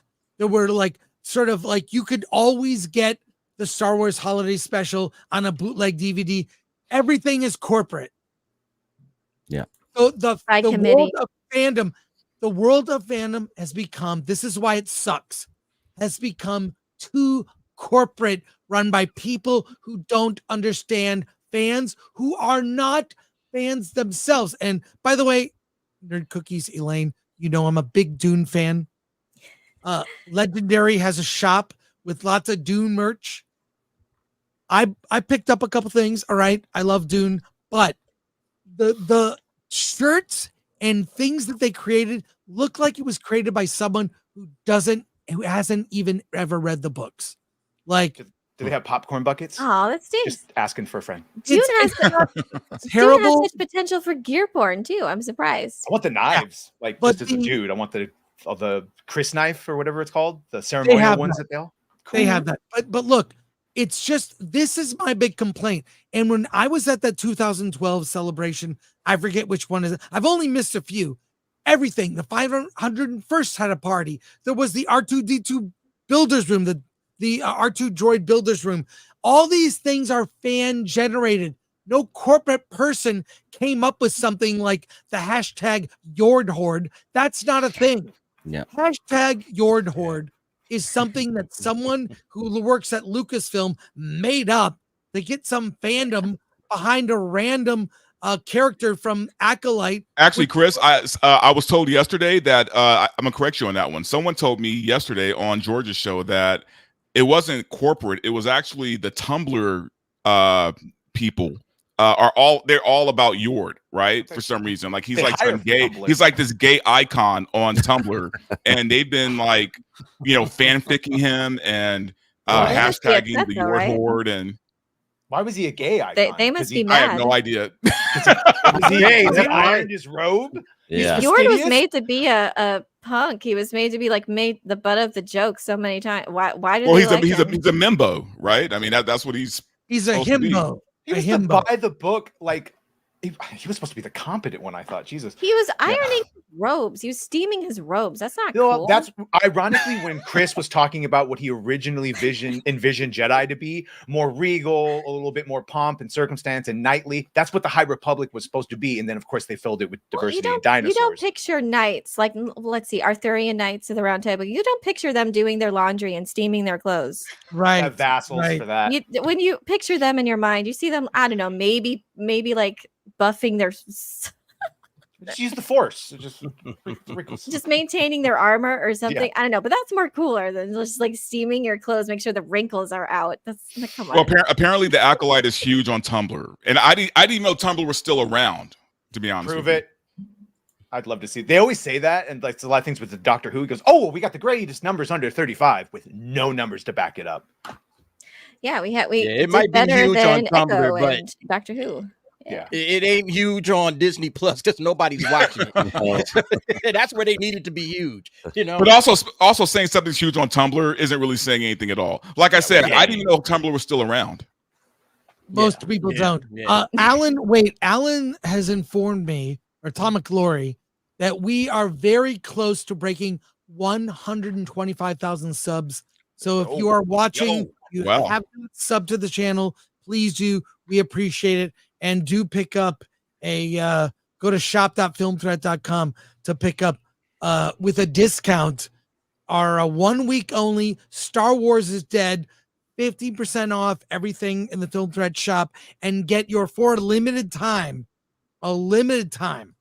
We have a special, our funeral for a franchise. And when I say limited time, only because they'll probably shut us down. But celebrate the legacy, get the coffee mug or shirt for a limited time. Star Wars is Dead is the offer code. All right. Are we going to talk about the rumor of Mark Hamill coming back for Ahsoka too? There's a rumor about that? Yeah, apparently they're getting desperate. They want to bring Luke Skywalker back for Ahsoka too because they need the ratings. And not use like the AI they use and the body double. Nick, let us know how you always get rumors. Yeah, can you tell us. Yeah, so rumor is that they are going to be bringing Abeloth, the one of the whole thing with the Mortis arc and all that, back into this, and apparently she might even make an appearance in the Acolyte, and then she's gonna, she basically finds immortality and is basically still alive during Ahsoka season 2. Luke ends up coming back. They bring him back to basically fight her and defeat her in Ahsoka season 2. That's the rumor going around. I don't care anything about that storyline whatsoever. I know a lot of people that are into a lot of the EU and some of the Clone Wars stuff with the whole Mortis arc thing are probably interested in seeing that, but me personally, I just am not. I hate that Mortis arc. Yeah, I'm not a fan either. Yeah, and that's the other thing is I'm one of those people that's like, I know there's a lot of good things in the Clone Wars, but you got to understand the moment George let Filoni in, Filoni whispered a bunch of devil shit. And so a lot of that is corrupted as far as I'm concerned. And you could see it. Anyway, that's a whole nother discussion. I haven't gotten into, is Abeloth and the Fate of the Jedi series? She is, and then they took her and used her. That's what I'm saying. So it would be a different thing. Don't worry about it, because they took her and used her, and they're gonna ruin her with Disney. Yeah. So I am in the middle of that series. Actually, I've been like putting it off because there's only so many books I have left to read of Star Wars, and I kind of want to savor it from the EU. And then I maybe like start over again. I don't know. But that's interesting if it's from, because that's a part of the books where Luke is well along in his years, and we have Ben Skywalker and all of the next generation. This is just, again, what I was saying before, that it's just a Frankenstein's monster of just other people's ideas that they're just twisting and injecting into the new characters. I'm sorry, I don't care about Ahsoka, and she should have been gone after Order 66. Why is she still around? She is like the most documented character This is ever. why I say this, nerd.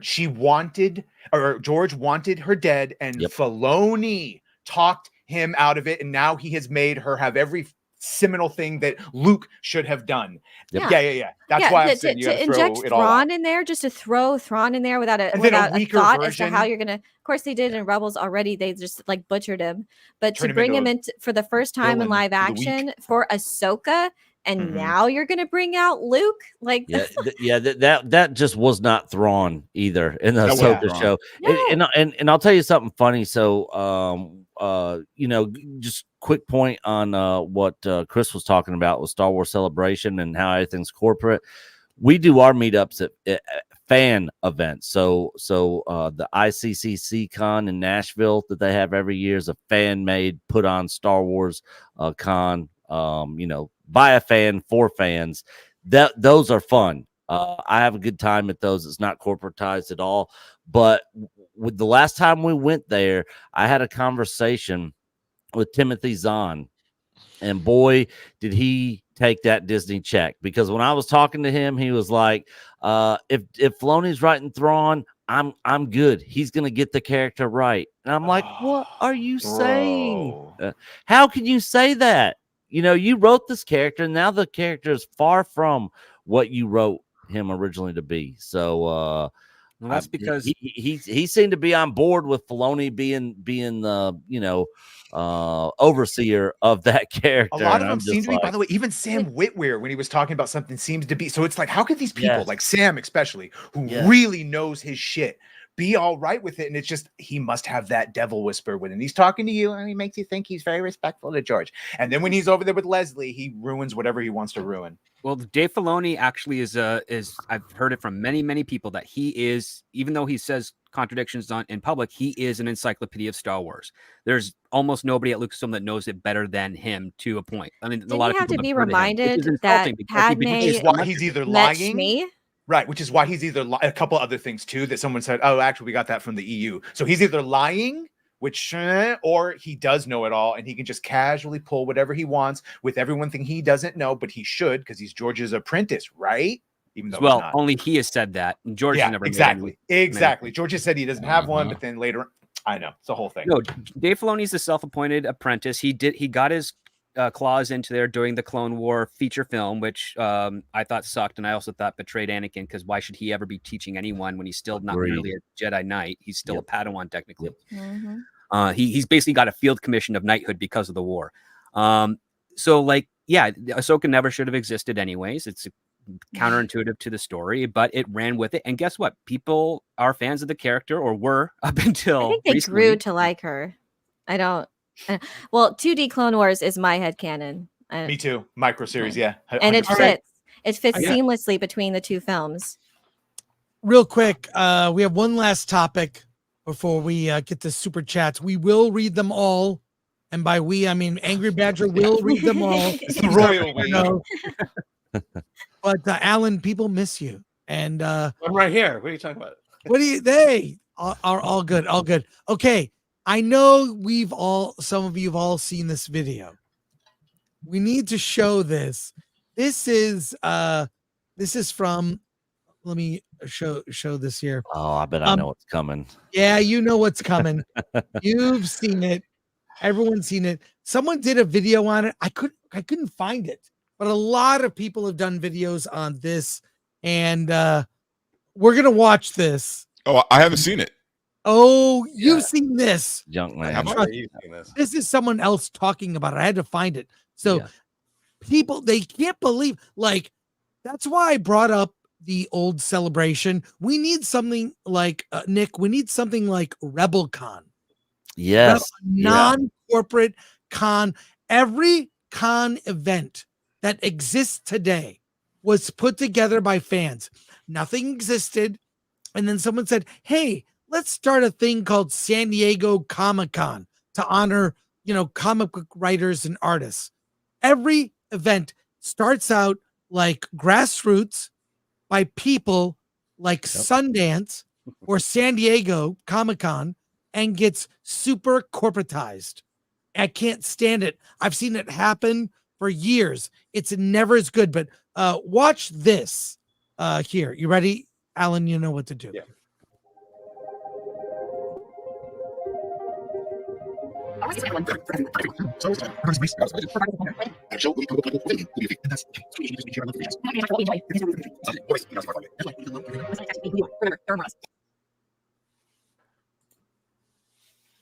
Wait. By the way, they pulled that video because there wasn't enough black women in it. Yeah, right. So, no black women. I can't believe I'm doing a video. I was down there watching. I got it here.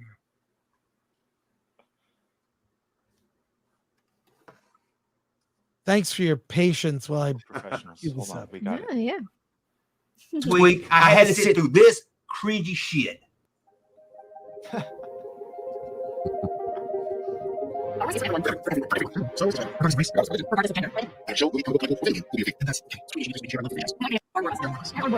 Again. And then the day, he must have pulled it. He must have pulled Did it. he If you speed ever it up? seen Can that you slow it video, down to no, 2.5 or maybe he sped it up? Yeah, he sped Oh, it I up. thought he sped it up. I thought you were trying to get You slow it down, like go down to like 2.5 or whatever, 0.025. Maybe that'll do it. Yeah, undo his speed up. That's what. Yeah, undo his speed up. Exactly. You must unlearn yourselves. I'll do this. Oh, I thought that was intentional to speed it up. Me too. I thought we were Yeah, going it to looked the like end there, because the regular part is coming and then it goes. He just doesn't want the copyright, right? So all of those people got bags of goodies of like, yeah, man, Acolyte flavored spam or something. It tastes like I failure. just say, hey, Chris, I found it. I'm gonna post the link in private chat. Yeah. What Don't thing do we videos like this, guys, out there. Just thanks, Nick. Yep. All right, here we go. Don't agree. All right, all right. My apologies.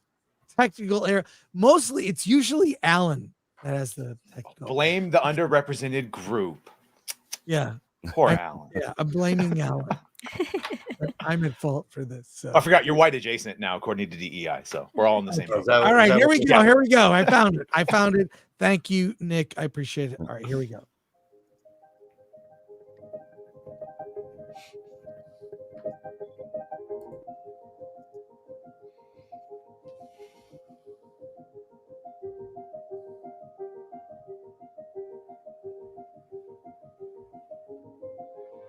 Star Wars is for everyone. For everyone. For everyone. For everyone. For everyone.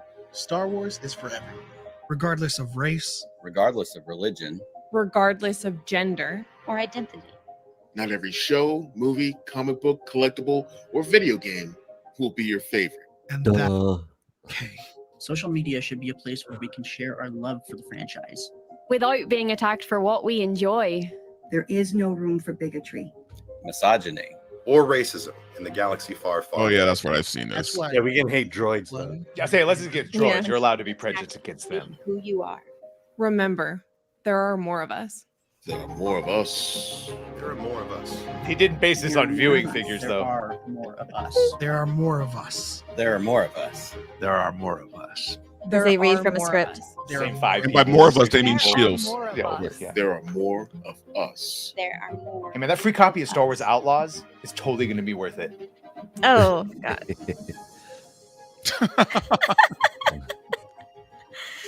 Ah, man. Now, didn't they try to remove this on Rotten Tomatoes? Begs to differ with that more of us. I think just the ratings. They I mean, you put opinions. On Rotten Tomatoes says otherwise, guys. If you can't handle differing opinions, like then you can't handle the internet. Because literally, if you put opinion out there, you could say the sky is blue, and you're going to get pushback. Well, apparently the chick with the glasses, she's like the worst of them because I heard she's going after other channels, like trying to get them demonetized and stuff. Because they were like making that. fun. She did a really cringe reaction. I forgot what it was, but it was pretty cringe. And The it sort of Vader seems and Ahsoka. Yeah. When he Yeah, Vader. there you go. The Vader moment. Did you when see he the flashed clapback the fans did on this, Chris, titled "There Are Way More of Us"? Yes, I saw it. Raging I saw that on Rhino. Flashcast. Yeah, It was great. Yeah. It was really good. Yeah, Raging Rhino put that together. But these people here do not have a sense of humor and could never engage in the debate that Script Doctor and Angry Badger did earlier, where it's like, hey, we fight. Hey, back to discussion. Like, that's how fandom has always been from where I sit. That's how I got all of my friends is saying horrible, passionate debates. It's like, well, now we're best friends. Yeah. Right, but you're now like vilifying people because they will argue about nerd stuff. That's being a nerd. If you're not passionate, like what are you even doing? If you don't obsess over details, you're not being a nerd. Exactly. You had some really great threads on your Twitter lately, Elaine, that were like a thing like, look, George Lucas and Spielberg are super nerds.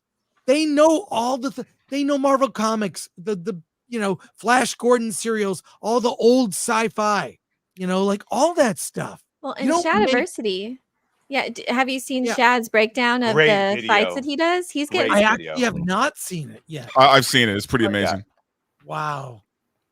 Yeah. But truly, like, the people that make the most nerdy stuff are themselves nerds. I'm positive Denis Villeneuve is a nerd. Like, legit, real nerd. People were excited for Henry Cavill to do Warhammer or whatever because we know he's a nerd. He missed the call to be Superman because he was in a raid on like WoW. He's a fan. And when they tried to bait him into attacking us because he's us, he said, no. They're not toxic. It's passion, and it's a fan's right to be passion because basically we're the ones keeping this shit alive with our time and energy and all of that. I really believe that these are the types of people who are divisive. I'll tell you why. I've seen them because I've been around fandom a lot. My first Comic-Con in San Diego was 89 when I moved to LA. Okay. I've gone every year. I've never missed Comic-Con.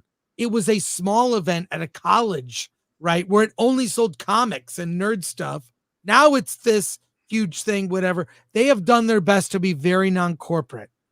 They do the artist alley. I actually give San Diego a lot of kudos for how they've kept it anti-corporate. But these types of people are super judgmental, and they're intent on making other people wrong rather than defend your position. Then that's okay. It's okay for them to do all of that. Just why do you attack others? But it's also, I mean, you notice how young all these people were, right? Yeah, that's true. I mean, young people don't know how to argue with each other in a healthy way. Right? They take every little bit of aggression, right, as an attack on them. Thanks, internet. Yeah, they are perpetually online. So, have you seen that thing recently? There was a news story about Gen Z going to job interviews, and like a third of them bring their parents bring them to it. Yeah, that's crazy. And then they can't make eye contact. They can't answer simple questions. There is a huge like all these freaking black mirrors we all have are really affecting a good amount of society in a negative way. So it's worth discussing. We've actually tried getting people on that disagree with us, and it's hard to get people to actually come. And the thing is, the ones that have attacked us personally that we actually have gotten to come on, after talking with us, they're like, oh, you guys aren't as bad as I thought you were, and then we're cool. But most of them will just block us, attack us personally. Hell, we had one in our live stream last night. We were like, look, we will give you a number to call in on the show and talk to us. Defend your position on this Acolyte nonsense. If you like it, great. We're not going to attack you for that, but come on and defend it. Let's talk. And they would not do it. They would not call in and have a conversation with us. Yeah, see, I love when I did the Critics Court, Star Wars trial thing. That was a good one. Right. My not so secret agenda was to get nerds to talk to each other. Yeah. That was my serious agenda, was to get people who loved Disney Star Wars and did not, to let's just talk. Yeah. And I don't know what's going hard. on with the new generation. I don't know of nerds, but this is what nerds do. They debate. They talk about, they obsess over details, and yeah, they disagree. That's what's fun about it. It's fun to like make your case, like what we saw with Script and Badger. Like it's fun. That's because you get to explore other is. areas of the fandom as a result of that. You literally get true diversity in those conversations. You don't get that when you have everybody towing the exact same opinion or the same ideological agenda. It just makes it less fun. We're not in echo chamber. And we're all united. We are all united in our passion for whatever IP. That's what unites us all, even just with our different opinions. But that's what makes everything fun, that we don't agree with each other, because it wouldn't be as fun if we all just had the same train of thought. Yeah, because if Disney came into the room, Script and I would stop and turn around and like reform the line, the line. And we would just go immediately at them. Yeah. So, I mean, y'all literally just demonstrated before like what the core of fandom is. Like you can come together and you can make your case for whatever opinion that you hold. And again, you have that shared love for Star Wars in this case. That's what comic book shops used to be. That's what Gary was always lamenting and talking about. That's what nerd culture used to be before it became popular and before Twilight showed up. And don't get me wrong, I'm with Shad. I've watched some Twilights before they showed up at Comic-Con, and it all just became, and that all went away. And now there are no comic shops. All the ones around me have closed. And now the only nerd debate you get are on streams. And people think that because you hold a different opinion, that it's a personal attack on you and your opinion. Like, but that's no, because it's not. this You're just generation having a is, that's how they conversation. think. Right? Yeah, But like they don't debate, they don't argue, they don't talk. They're told that if someone disagrees with you, cut them off, block them. Yeah. They shape their personalities around the opinion to the point where they don't actually have a personality. So when you attack their opinion, you are attacking them because they can't make the distinction. Yeah. There's a lot of this stuff takes place online. It's all social media. Like when we had these conversations back in the day, it was face to face. You were talking to somebody, like I said, on the other side of a lunch table, and we would go back and forth, or you're in person with this person at a comic shop having this conversation. And, you know, it's like you can't get wild and loose like you can online, where you can start insulting people and talking about their mamas. Well, sometimes you could, but, you know, you can't really get too crazy, you know, when you facing up with somebody. Okay, like there's, you know, you got to keep it civil to a certain degree. You can't. It also makes you argue your point better too, though. Yeah, so they don't really know how to talk because everything is online. Well, I mean, that to me, some of the most passionate debates I remember, I always became friends with that person. Yeah. Right. And, yeah. You know, like, could they change my mind? Well, maybe, or I'll look at it from a different perspective. But that's what's so fun about fandom, and no one can know everything. Yeah, right? exactly. If Everyone has somebody their expertise. I know. Look, Gary from Neurotic is my friend. He knows a lot about Game of Thrones and Lord of the Rings, but he doesn't know a lot about Dune. I do. Everyone brings something, some little sliver. Ryan Kinnell is an EU guy. Everybody has things where no one can know everything. That's the point, is the conversation. So there you are. Let's unfortunately we got to wrap up, but we got super chats to get through. So let's wait real quick. I should have played this, Badger, when you and Script were fighting. Let's get it on. Next time we'll arrange for something. Next time, I'm sure. Yes, We'll he do blasphemed against the chosen one. And What I was just that can't take from? it. What was that? Celebrities? Celebrity Old School Deathmatch? Yeah. I love that. I love those. Awesome. That was such a great show. I think of the Rocky Balboa Brisk commercials in that same Make it claymation. look like you. That's so good. Oh. So let's get to it. But we have someone who's joining us right now. Hello, Chris. Hello, Mr. Ing. I'm sorry I couldn't be there in person. I am actually narrating the final episodes of my show, The Unexplained. However, I know that's not why I am here. You asked for eulogies to express our sadness at the death of Star Wars. Well, my sadness is because I've always felt this franchise is geared more to a younger audience. Now it seems to have landed in the hands of crazy, untalented people. Maybe I'm biased, but I have always felt Star Trek is the better franchise, but that's neither here nor there. So after watching the first 2 episodes of The Acolyte, all I can say is they just don't care anymore. So good riddance, rest in peace. Just die already. So that's all I will say. Thank you, gentlemen. That's very uncharacteristic of Shatner. I cannot believe it.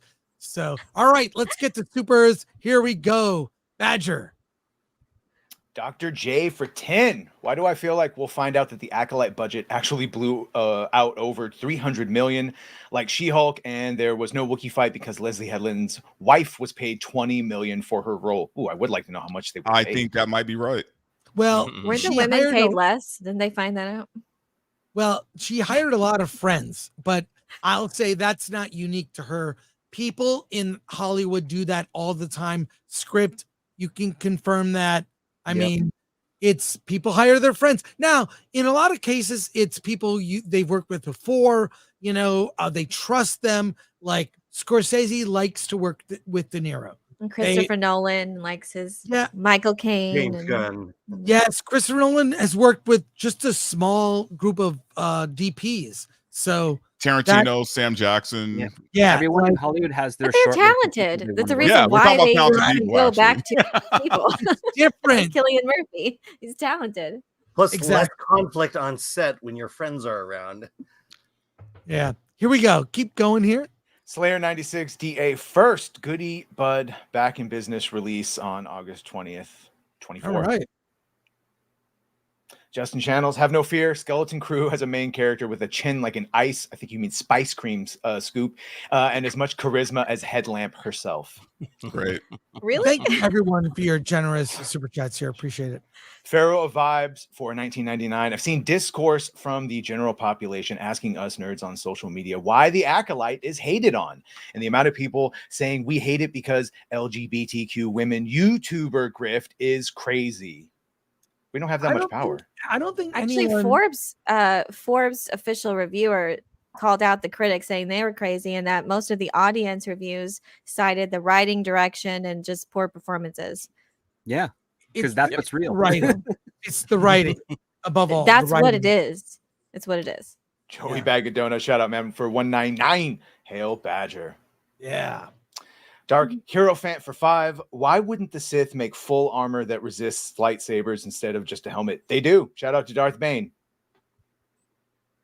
Mexican Iron Man for 499. Can't we all just get along and live long and prosper like good Jedi, Force, bisexual, Sith, trans witches? That's what I'm saying.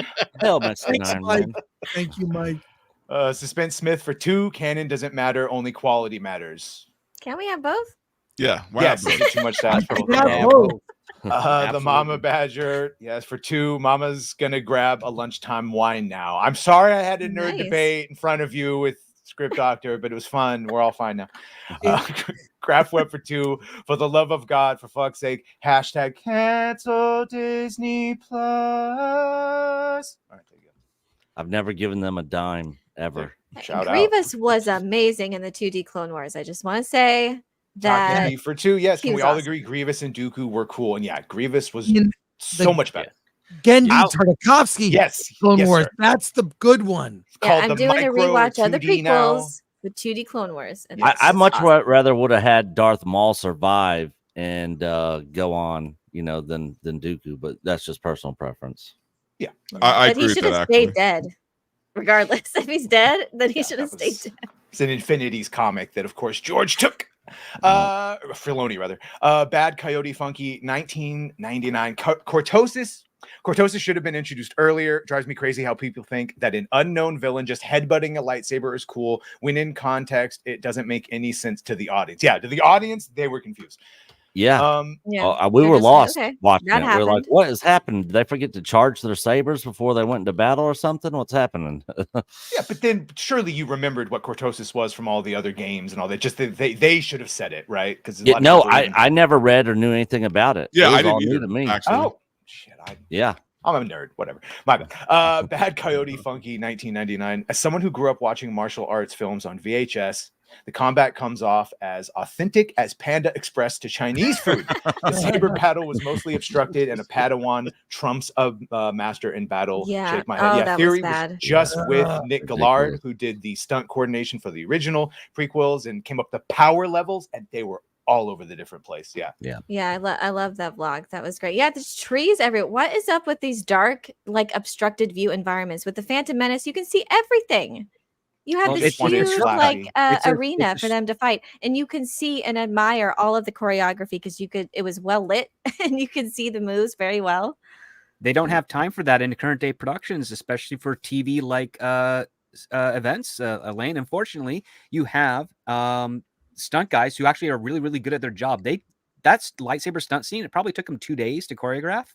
But like the stunt stuff that you see in the Phantom Menace, the prequel trilogies, that would take them weeks, and also weeks to choreograph, and then weeks of the actors to rehearse it, maybe even months. Yeah, in order that's to get where it the right, money should have because gone. They wanted to shoot it. It's almost like But- if they were competent, this would have all been worked out and done beforehand with people that knew what they were doing. And what I will say, Mannny did put in the work, and at least the Jackie actress, I forget her name. Daphne Keane. And when you Daphne Keane. compare that to the Hayden Christensen and Ahsoka from Ahsoka, the movements were so slow, so painstakingly slow. Oh, at least they actually moved like swiftly, but still there were issues. But yeah. Gatekeeper for 20. Alan, I love you and Chris. I'll say this without any spoilers before I immediately spoil everything. Gore, JK, I really do love you guys. Wishing you all continued success and good health. He says he loves me in Chris. What the hell? It's not June Yeah. anymore, but take it in the spirit it was given. Giggity. There you go. Thanks, Gatekeeper. Darth Racer 777 for 5. Have you heard rumors that Lucasfilm will use Luke in Ahsoka season 2 to fight Abeloth? I'm not sure what to make of it. Yeah, we talked about that briefly. It sounds like a horrible decision. Yeah. I looked it up. It's rumor. It's just conjecture. Motivation for 5. Please, Disney, don't do Disney with Vader movie, please. Bert for 199. Alas, the wrong set of twins died last week. Yeah, well, at least one of them. Bert from 199. There are more of us equals Gal Gadot's Imagine video. Yes. Oh, that was so cringe. Same levels of cringe. Yes. Yeah. And also the I Take Responsibility video that everyone was doing. It's very cringy. Suspense Smith for 2. There's enough between Dune 1 and 2 for its own movie or miniseries on HBO. Yes, there is. Suspense Smith for 5. Dune and Messiah undo Chani BS, and War for 3rd film make Messiah the 4th film. Yes, I would agree with that. Yeah. Aaron Charman for 20. Alan, it's amazing that your dad worked on the Apollo missions. Did he work on the F1 engines? It's a little known fact that I wrote a children's book about Neil Armstrong and the moon landing called We to the Moon. Yeah, he worked on the second stage rockets. And then he also worked on military jets after the Apollo after the space program. Wow. Nice. Well, thank you all to your generous super chats. We will be back with Versus next week. Links to everyone's channels is in the description. Also, don't forget Star Wars Funeral, July 17th. Black go to the Jedi film- robes came in. I'm not messing around here. Oh, I've been shopping for priest outfits for Alan and I, so we're getting prepped. There'll be more details on the funeral coming up. Alan and I will also be at San Diego Comic-Con. All the San Diego Comic-Con links in the description. Alan, did I forget anything? Yeah, the funeral. If you're having trouble remembering the day of the funeral, it's the 69th birthday of Disneyland. Just 59. Wait, no, that's actually true.